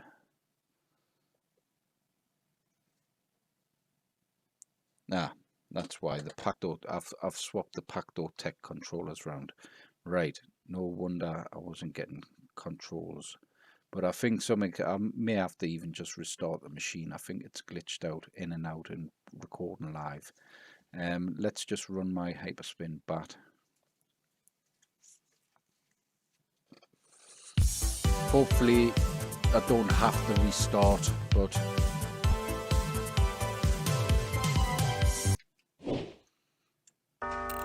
right, I have arcade controls back on now, so that there's working. I'll just have to, I don't want to have to restart the stream. Right, so what we were on the O drive, so let's head into the O drive there. Loading. Loading complete. Right.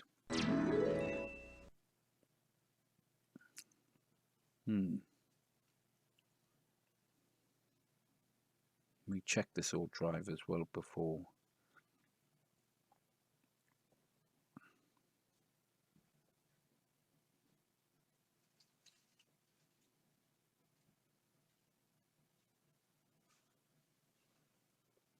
Any ideas on that, Chris? We're not getting anything on the O drive. And then it's closing itself off. I think I might have to just sign out and sign back in. I don't want to have to restart the stream. Let's have a look. Why is it not detecting anything on that drive? Retro Beast O drive, OP. Ah, it's not detecting the O drive.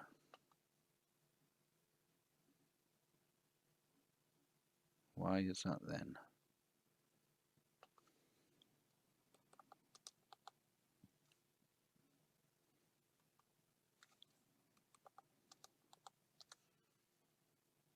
Has my O drive failed live? I bloody hope not.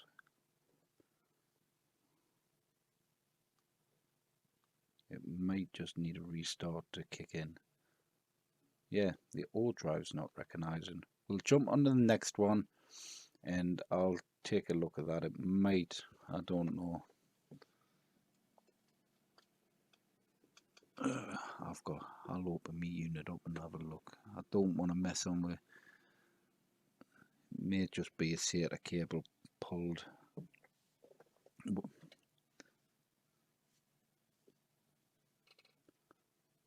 Does my your H use up?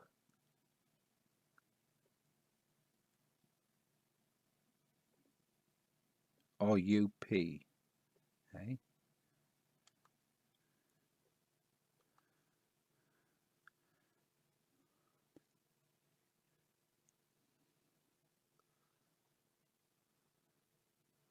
That's a 40 terabyte, 48 terabyte, the I.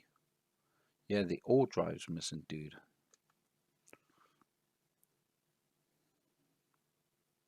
I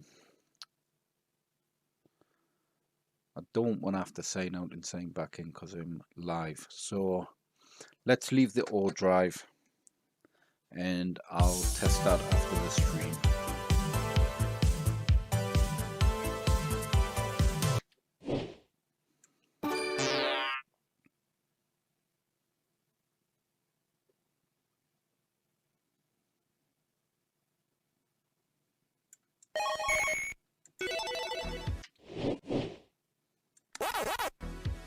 So let's jump onto P.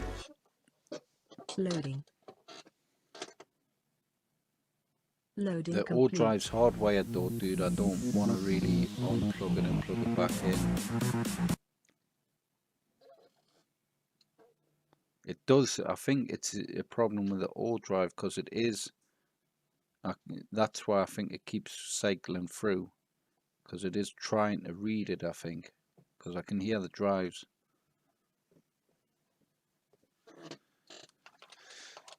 I'll be back 2 seconds. Right, what I'll do is I'll quickly check.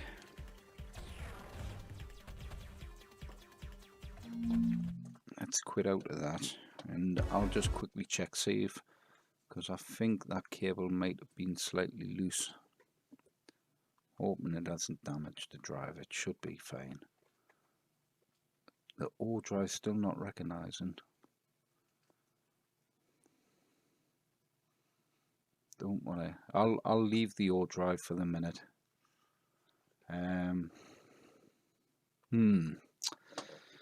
Bloody arcade machines.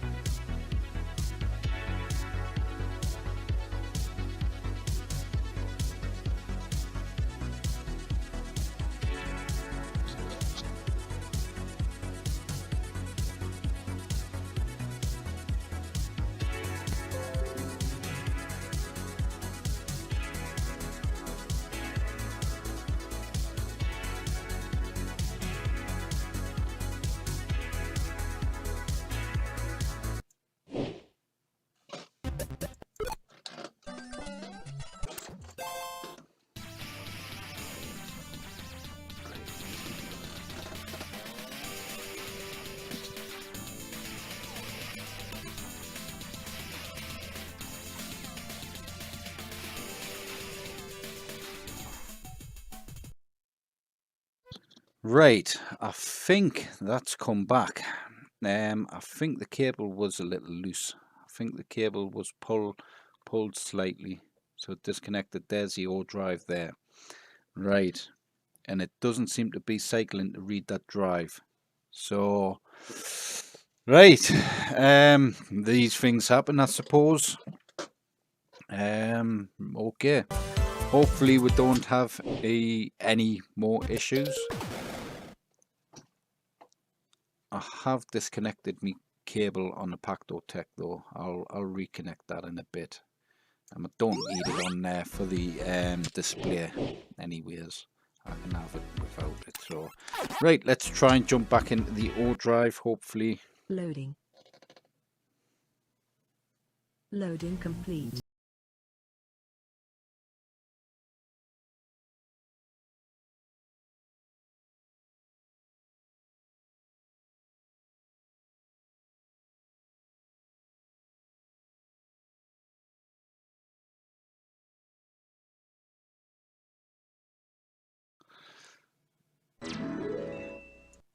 That seems to be loading a lot quicker.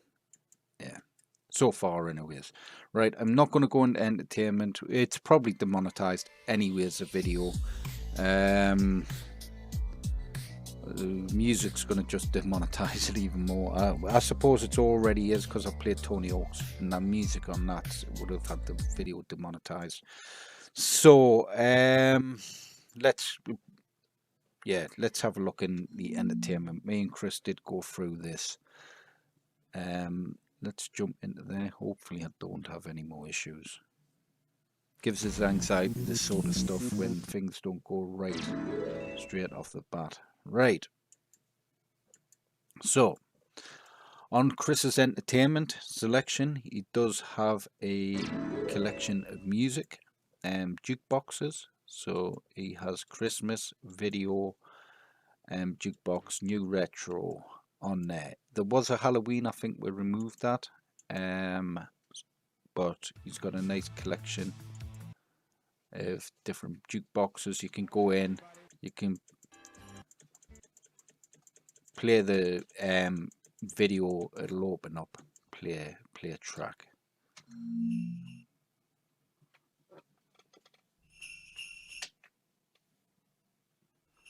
And so on. So let's go back.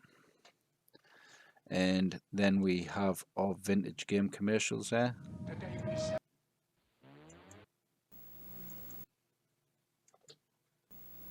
I am He-Man. Call us at 1-900-909-1122. We go back. We have our magazine and book center. I don't know if you caught... I don't think you caught the beginning, Chris. I think I had to change the default comic book for my comic book. Just one of the file types, so we might have to run all the comic book stuff. I think is it the CBZ files through my one, or then or opposite that, I might have to set it up in Hyperspin to read your one. Either way, we'll sort that out. That's not a problem. So we have what we were in? We were in magazines, wasn't it? Yeah, let's go back. Yeah, so magazines. Sorry, that threw us off, all that trouble. So we have a nice magazine collection. So if we go into Nintendo magazines, we have all the different N-Power collections and stuff. We have the PlayStation magazines collection, Sega Saturn, Sega Retro Gamer, Clash, and Joe Spectrum. Then we have the comic book stuff. Now, Chris's comic book stuff to mine is just outstanding. He's got just so much on there, and it all looks clean. He's got all the different wheel arts for each one, which he's set up, and all the different, just tons and tons of comic books. Just in that one selection, there's 168. Then there's 125 different comic book genres as well, and there's a few in there. He's got Wonder Woman stuff, X-Men, X-Force, and so much on there. It's just ridiculous how much different genres he's got of all the different comic books. So with the 32 terabyte, you do get a fair size comic book collection, but this is just crazy, the amount of comic books and stuff he's just got on here in all the different collections and stuff. So great collection of comic books there. Let's head back. We've already done music, vintage game commercials, so let's head back again.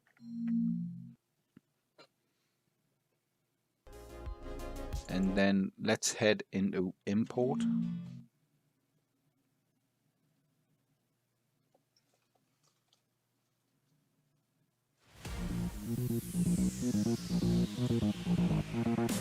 I'm not actually glad I didn't have to restart there. It would have really wound us up having to restart the stream and stuff. So, the import stuff, he does have Xbox 360 Japan. BSX stuff, Dreamcast import, so Dreamcast Japan, Dachi Dendy, N64 Japan, Family Computer, Game Boy Japan, GameCube, sorry, Japan, eShop Japan, and he's just got a ton of cool stuff on there.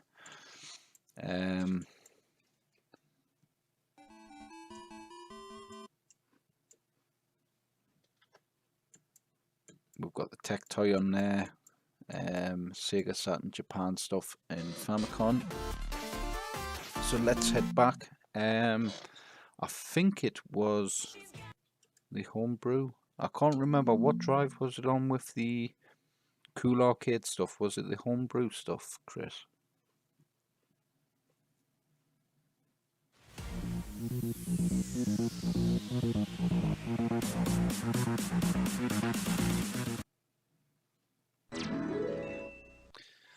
Yeah, so I think this was it, wasn't it? So we've got a Super Nintendo HD widescreen. So this is just Super Mario World in true widescreen. So the game has been edited, I think you said, Chris, wasn't it? So it's all been edited to be in true widescreen, and it's not stretching pixels and stuff like that. So that's a cool addition. We have Streets of Rage Hacked. We have Prototypes. Which one was it with that cool bezel artwork? I don't think it was this drive though, was it? Was it this drive? Let's have a look.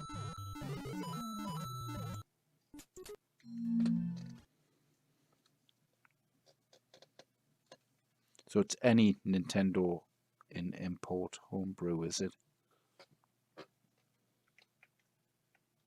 Oh, I exited by accident. I pressed the escape key at the same time the coin and start.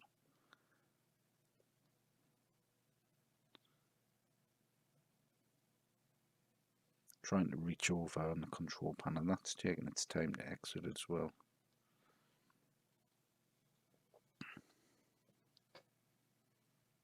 That maybe because that system's running through your rocket launcher. I think your rocket launcher takes a while to exit, doesn't it, Chris?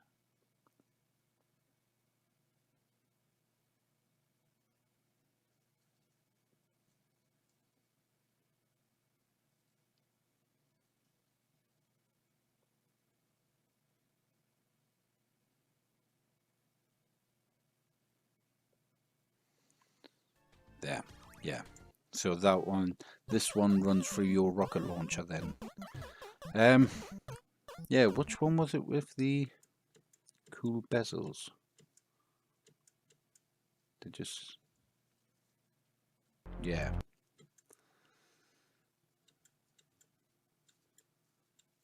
I think this was it. It's been a while since I've messed on with these ones. Let's try that.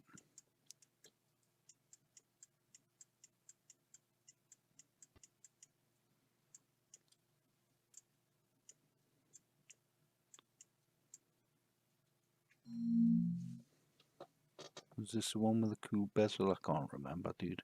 Yeah, this is the one. Is it?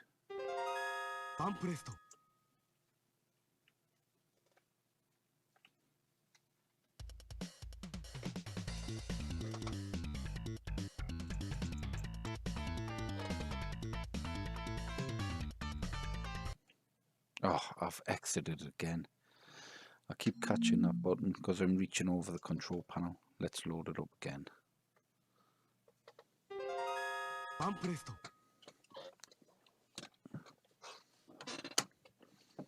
think I pulled my Pacto Tech. Yeah, I pulled those wires out, didn't I? Things you got to do when you're live and you start messing on inside the bloody machine.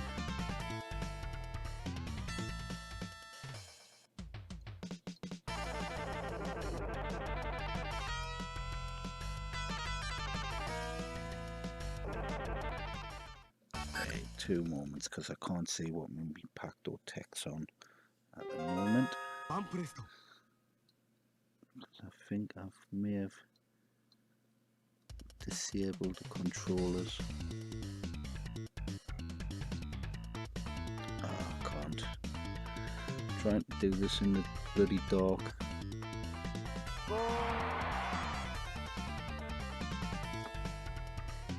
Turn that light on, pet. Huh? Okay. I've got this. Sorry. Just switch that light on. I've got this. I can't see where them pins are, right. Things you got to do when... Oh, I keep missing that cable out. I shouldn't even make, really.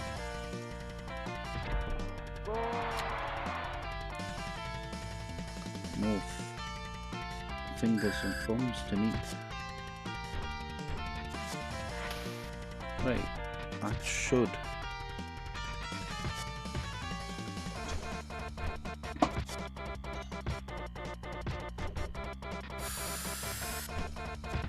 I don't know what I've done there, but my Pacto Tech display isn't coming on. Ah, there. I just had to unplug it, right. All that. Right, put it down. There we go.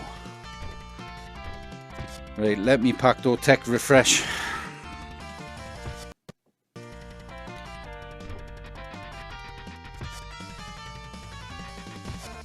Right. There.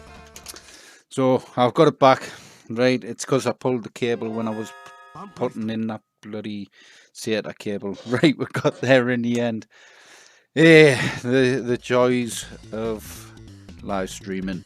Right, so yeah, this is the bezel work I was talking about. There's this cool bezel where you can press your buttons and it moves the buttons on the screen and stuff like that. So yeah, pretty cool feature. It's the excitement of the feature is probably ruined because I've had to mess on with the bloody arcade controllers. So it's never a dull moment, is it? Yeah, so Chris has done a ton of work, like I say, on the themes and menus and stuff like that. There is some media we've got to go in and clean up, but it's nothing major. You've got to look at the files he has done, the stuff he has put on these drives, and it's absolutely ridiculous, the amount of work and stuff, just the total content is added on each drive. So this is, I think, where we were the O drive, weren't we? So on the O drive you do get the homebrew collection with all those homebrew style games, the import games, and you get the entertainment stuff.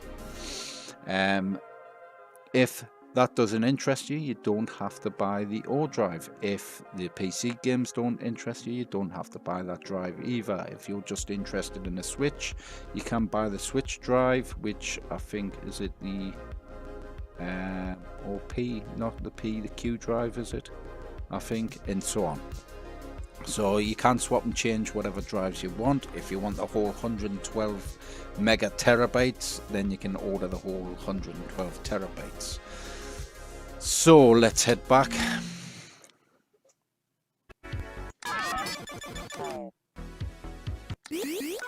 P, right, so we're going to P, and I believe P is PC games. Loading.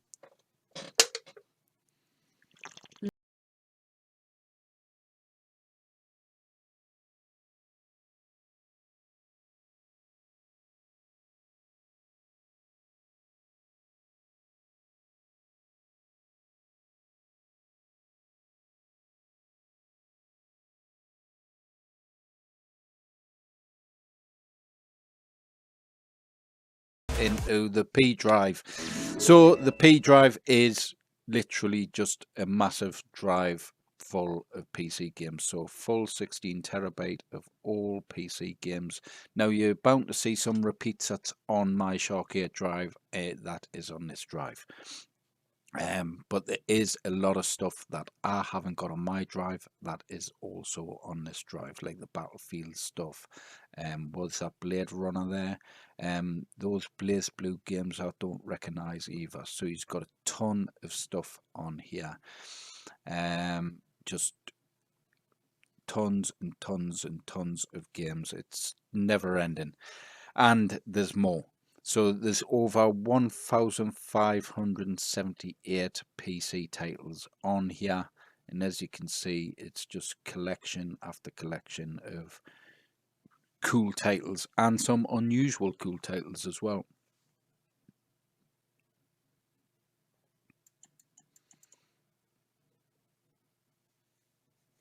So with the system, you're never going to get bored. You've got just so much going on, so many different games and systems. And like I say, me and Chris will sit down one afternoon, maybe crack open a beer and go through all the wheel arts and stuff like that. Get everything looking the same all the way through. And like I say, Chris, all these backgrounds for each game as well, the video backgrounds as well, when you sit on a game for a few seconds, all that stuff is being added by Chris. Like I say, he's put a huge amount of effort into these, and the collections are just outstanding. Let's head back and go down to what's on the Q drive. Loading.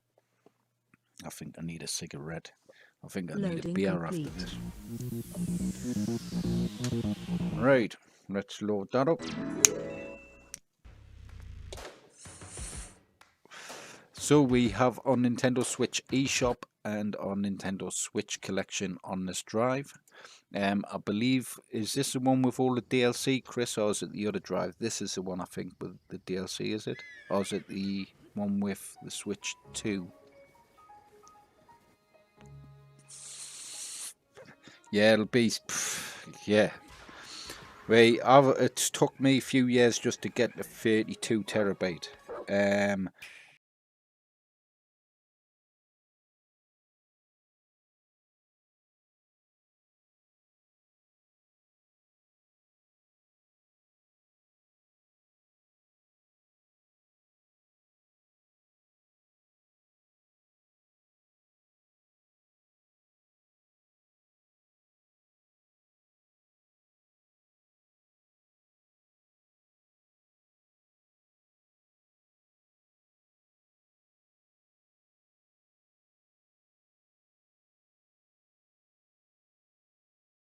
Huge collection of N-Switch just on this collection. So we have all 1,731 there. With all the DLC. And then we have the Nintendo Switch eShop stuff. So there's 2,772 N-Switch stuff. And I've gone through... I've gone through quite a few, and Nintendo Switch just works really well anyways. Like I say, me and Chris will be going through all this artwork. Most of the main wheel art is there anyways, and it doesn't really matter as long as we get it looking like that. I can write a script. I think Chris has got a bit of software as well where he can create all that out of all those artwork. So yeah, we'll sit down, get it all looking sweet. Like I say, Chris does updates every month. He's got updates coming out. So yeah, 6,500 there is in total Switch throughout the Q and R drive on here. So what button was it? That's all games. I can't remember what button you press for the... What button was it to change it to favorites, or did we remove favorites off this? I can't remember. I know you set some favorites up on one of them, didn't you? There. That's it. That's the button there. I'm still learning Retro Beast. Let's all agree to meet back at the monastery exactly 5 years from today. Like a class reunion? I'm sort of figuring it out by watching Chris and what he does. Hades is a quality game. I do have the PC version of that. It's a really good game. Hard. Really hard game.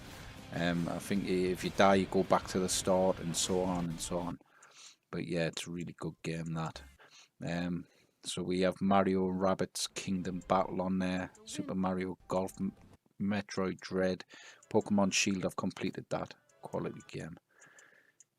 Splatoon 2, Super Mario All-Stars. And he always keeps his stuff updated. So if something doesn't work before, he gets it updated, gets it working, and so on. So let's head back.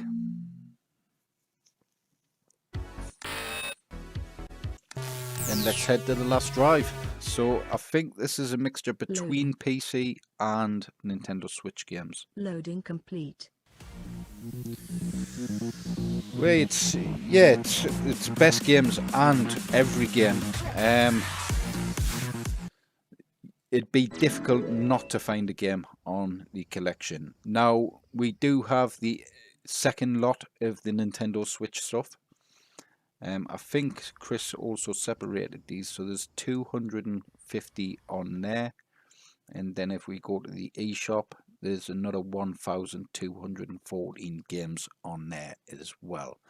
So added up in total is 6,500 games, with all the DLC as well. PC games again, we've got another PC games collection of a load more unusual edition stuff I haven't seen or stuff I haven't added before.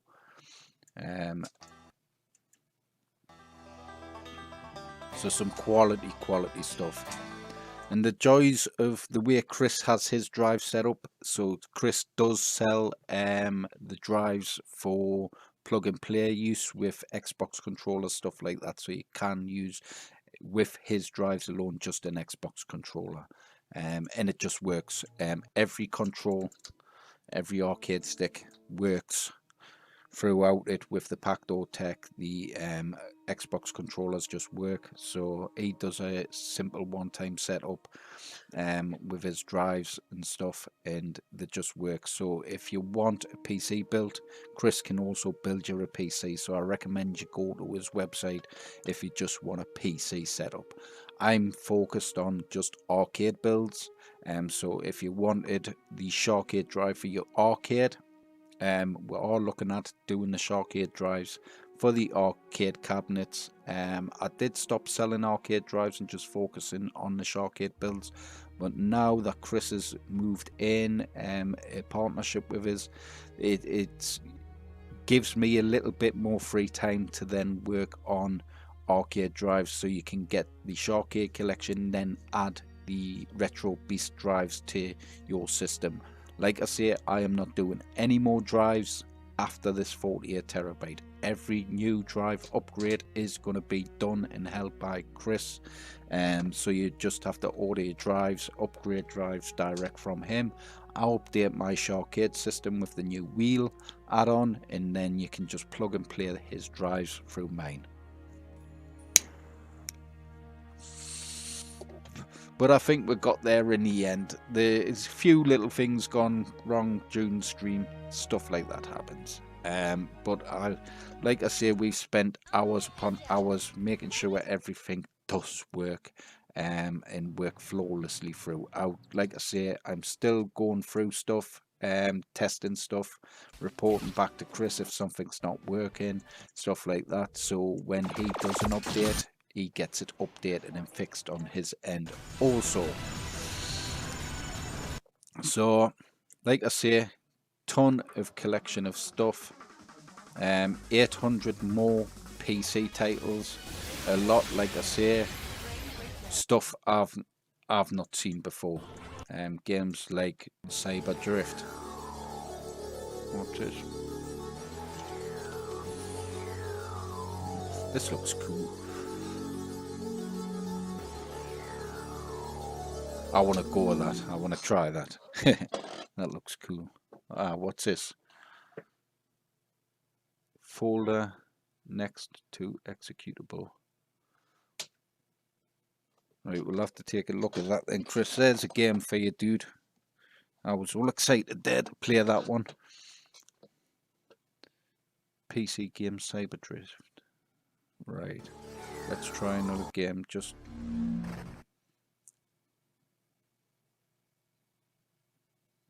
So that Cyberdrift needs looking at, mate.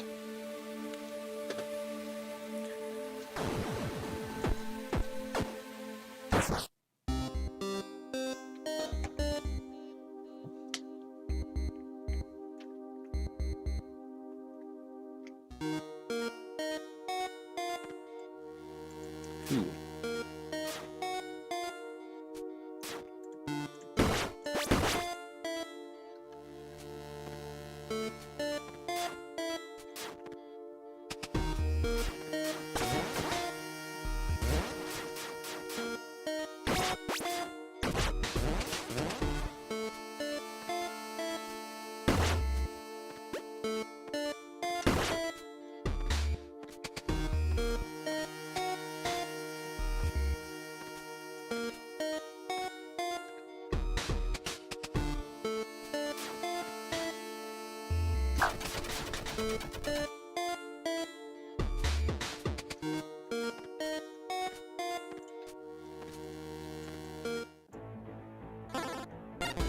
Cool.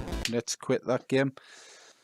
So yeah, I'll take a look anyways. I'll do a list of anything that isn't working, but like I say, you know you need to rename that data folder. It's fixed now. Ah, right.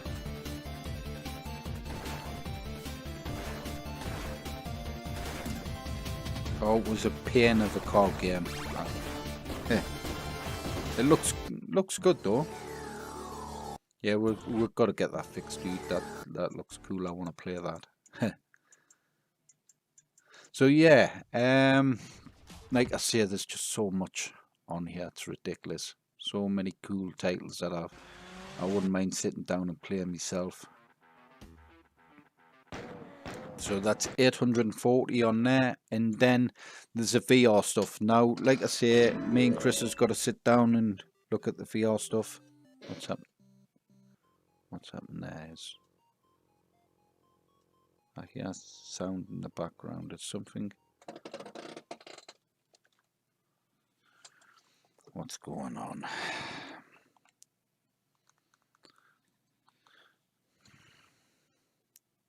Ah. Was it just loading? What's going on there?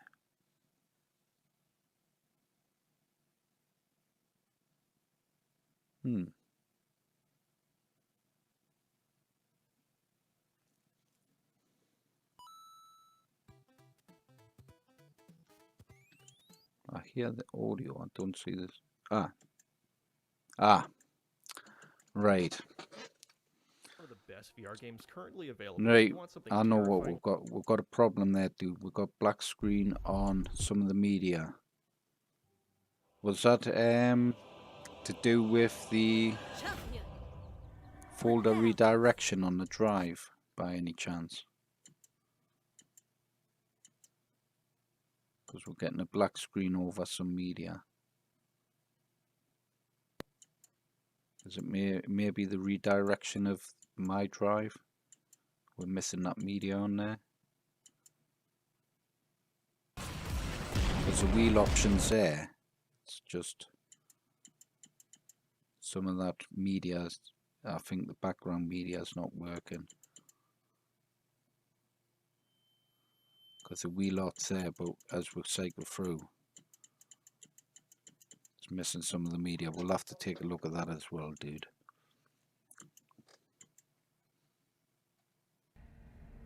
Yeah. Could it be the promo? Echo 1, acknowledge.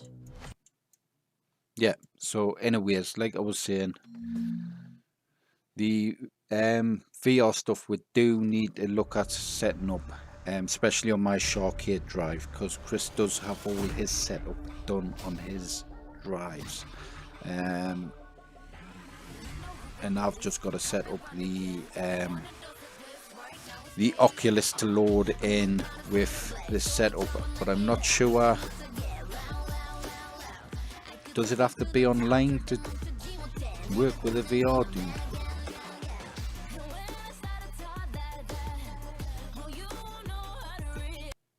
Yeah, we'll have to have a look at the VR stuff because the media doesn't seem right in the background unless you've got an idea. But we'll take a look at that. Like I say, we can, little things like that can be easily fixed. So I'm going to end it there anyways, because I could be here all night. And I think without signing out, signing back in and refreshing stuff, I'm probably going to come across a few issues. But other than that, you get over 340 plus systems on my setup, up to the 48 terabytes, and then from then on you can upgrade your drives to the Beast drive. And like I say, Chris does all the hard work in the background, making sure things are updated. If things aren't working right, he's on it.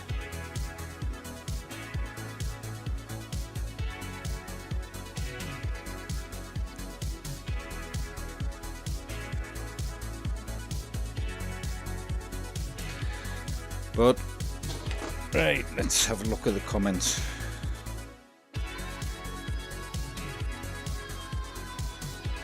Yeah, just hit us up an email if you're after purchasing, dude. Right, yeah, I'm gonna end it there because I'm tired. It's a 3 AM. Bloody hell. Right, I'm gonna have to go to bed. It's 3 o'clock in the morning. Right, we had a couple of little issues there during the stream, but it's no big deal, we can sort them out. But make sure you like, share, subscribe to the videos, hit that notification bell. I'll probably be doing some gameplay footage more of some bits and pieces, and yeah, I've got some builds coming up soon, and I think I've got about 10-15 orders to get through because we've had some dry periods. Anyway, not dry periods, sorry, we've had I've had time off during the Christmas, I had time off during the wedding, so I've had a few delays over the Christmas and that, trying to get machines out. We do have an offer on the control panels, but it's not going to be as big as it has been. I'll probably knock 50 quid off or something. I'll do a special offer on the Beast drive, basically the starter pack. We'll do, like, if you order the 48 terabyte, we'll throw in some hard drive caddies and stuff like that free. Or I may even do the Pacto Tech, maybe the standard Pacto Tech free. Then if you want the wireless edition and stuff like that, will cost, but we'll sort something out. You know what I mean? Yeah, we'll try and sort something out. Some special offer, because I do want to push more of the Pacto Tech stuff. I want to start slowly transitioning over to the Pacto Tech completely, because to be honest, it is a decent arcade controller. It does have some cool features on there as well, swapping between your different arcade controls, your controllers, stuff like that, and it just recognizes on every game as an Xbox 360 controller. So the support for games like Teenage Mutant Ninja Turtles Shredder's Revenge, most of the PC games, it's already configured. There's no pre-configuration or a joystick key to set up, it just works. There is going to be games you come across that do need a joystick key set up for those games. I'm not going to be personally too invested in some games, because there's some games you just need to use a controller for. There is some games you just need to use a keyboard and mouse for. Other than that, Chris has got a ton of cool stuff coming up as well. He does have his 2 terabyte gun drive now, so I recommend you go ahead and check his videos out and check that out. Go on his website, He has game lists up on there. I will be updating my game lists. My links to my game lists on the website for some reason are going to other game lists, so I've got some stuff to update on the website. I've got a ton of stuff to update my end, and then what I'll do before this creep show unit goes off, I'll do my final tests and bits and pieces. And this creep show cabinet's going to go to Chris. This is going to be his basic SHAR-KADE test machine, so he can do any fixes, updates his end on the SHAR-KADE side of things as well. And yeah, I've got a ton of new designs to put up on the website. I haven't updated the website much on the design work stuff, but we do offer free custom design anyways. When it comes to any unit. Now, when it comes, I'll get asked quite a lot, how does the process of ordering a cabinet and the custom artwork and all that stuff work? So when you order a SHAR-KADE unit, if you're in the US, you are going to have to pay shipping. Shipping ain't cheap on big cabinets. You're looking between £1,000–2,000 now for shipping over to the US for the big unit. You can get it a bit cheaper, around 1,400 quid. It does come by sea freight. Sea freight used to be quite a long period, but I think the one I sent over Christmas, it arrived about 3–4 days ago, so it took about 2–3 weeks to arrive in clear customs and all that stuff. If you're getting it shipped by plane, it is going to be more expensive, but I have been advised that economy shipping is coming back. It was meant to come back about 4 months ago. It hasn't yet, but it's still meant to be coming back, which should knock down the shipping prices to the US on large machines. For a control panel, 2-player control panel, you're looking at around £130 shipping, and then it's a cost of the shipping crate, which is 100 quid, right? So you're looking at about £230–250 shipping to the US. But you book the shipping in. Once you put your order in and your unit's complete, there's an 18–20 week current build period. Once your unit's complete, you book in the shipping. I'll talk you through it all. I'll help you book it in. I deal with all the paperwork, my end as well, the commercial invoicing and stuff like that. All the pictures of the unit before it goes off as well for customs and stuff like that.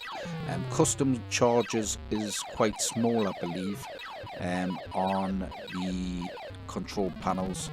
I think the last 30–40 units I've sent off are around about $40.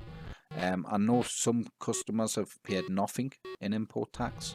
I know some customers have paid between $40 and up.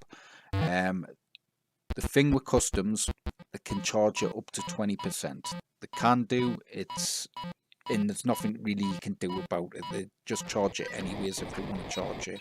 They can charge you up to 20% of the cost of the item. But to be honest, with the US, I haven't had any issues with import taxes, stuff like that for customers.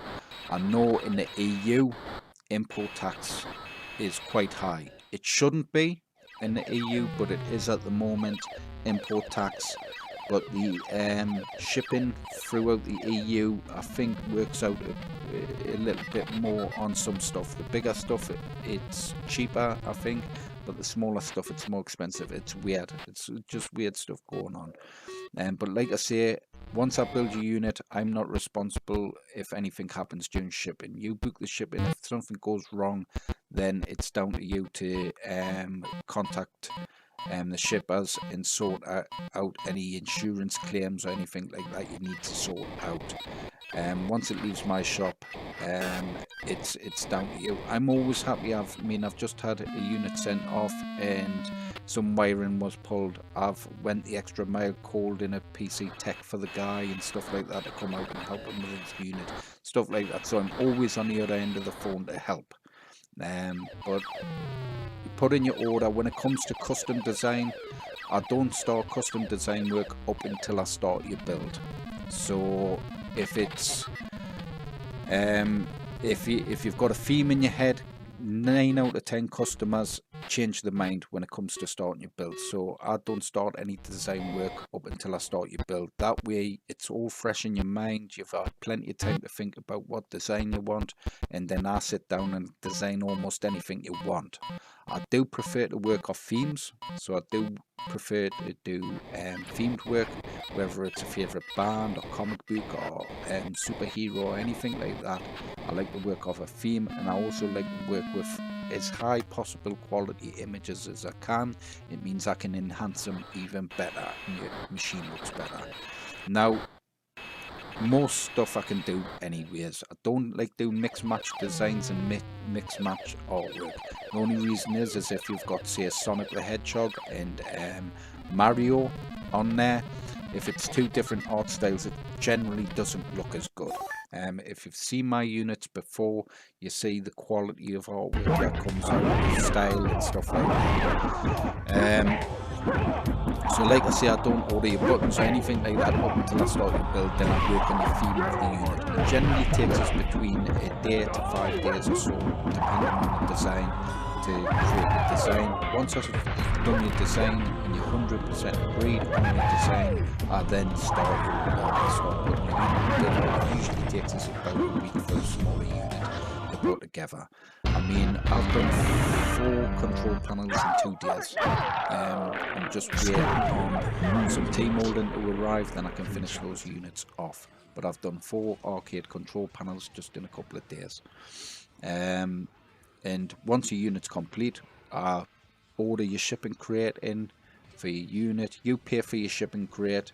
£100 usually for the shipping crate. For the big shipping crates, for a stand-up, I do have to make a custom shipping crate, so it's 150 quid. I've got to make it from scratch. I've got to build it from scratch. I don't ship anything out the country unless it's in some sort of shipping crate. That way your unit's well protected when it ships off from my shop. It's all foam wrapped multiple times. It's in packaging, peanutted to the brim, the box, so if it gets a knock or anything like that, it's not going to damage it externally. Every precaution's taken to make sure your unit arrives as safe as possible. Now, shippers, I hate shipping stuff off because it's every time something goes out the door till it arrives. It's just one of those things. I don't like shippers at all. I've been screwed over before by them, and I don't trust any shipper. But it is what it is. I've got to ship stuff out. It's one of those things. It's rare stuff gets damaged, but if it does, it's a nightmare.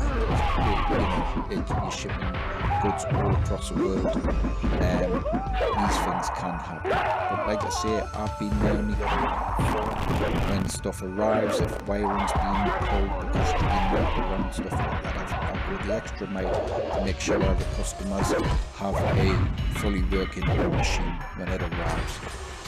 When you get your unit as well, I'll do a courtesy call, so I'll talk you through how to use your setup, talk you through the whole system while I'm also doing my checks. So as you're using the system and I'm showing you how to use it, I'm also checking to see, make sure your controllers, everything else is in order, to make sure stuff is working correctly.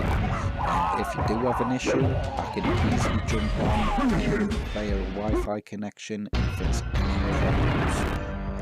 That's hardware related or software related. Software related, sorry. Hardware related, I can generally talk most people through things. There is going to be some customers that don't have a clue. But if for any reason you need a technician to come out, you can find a number for you, find a company for you, and so on.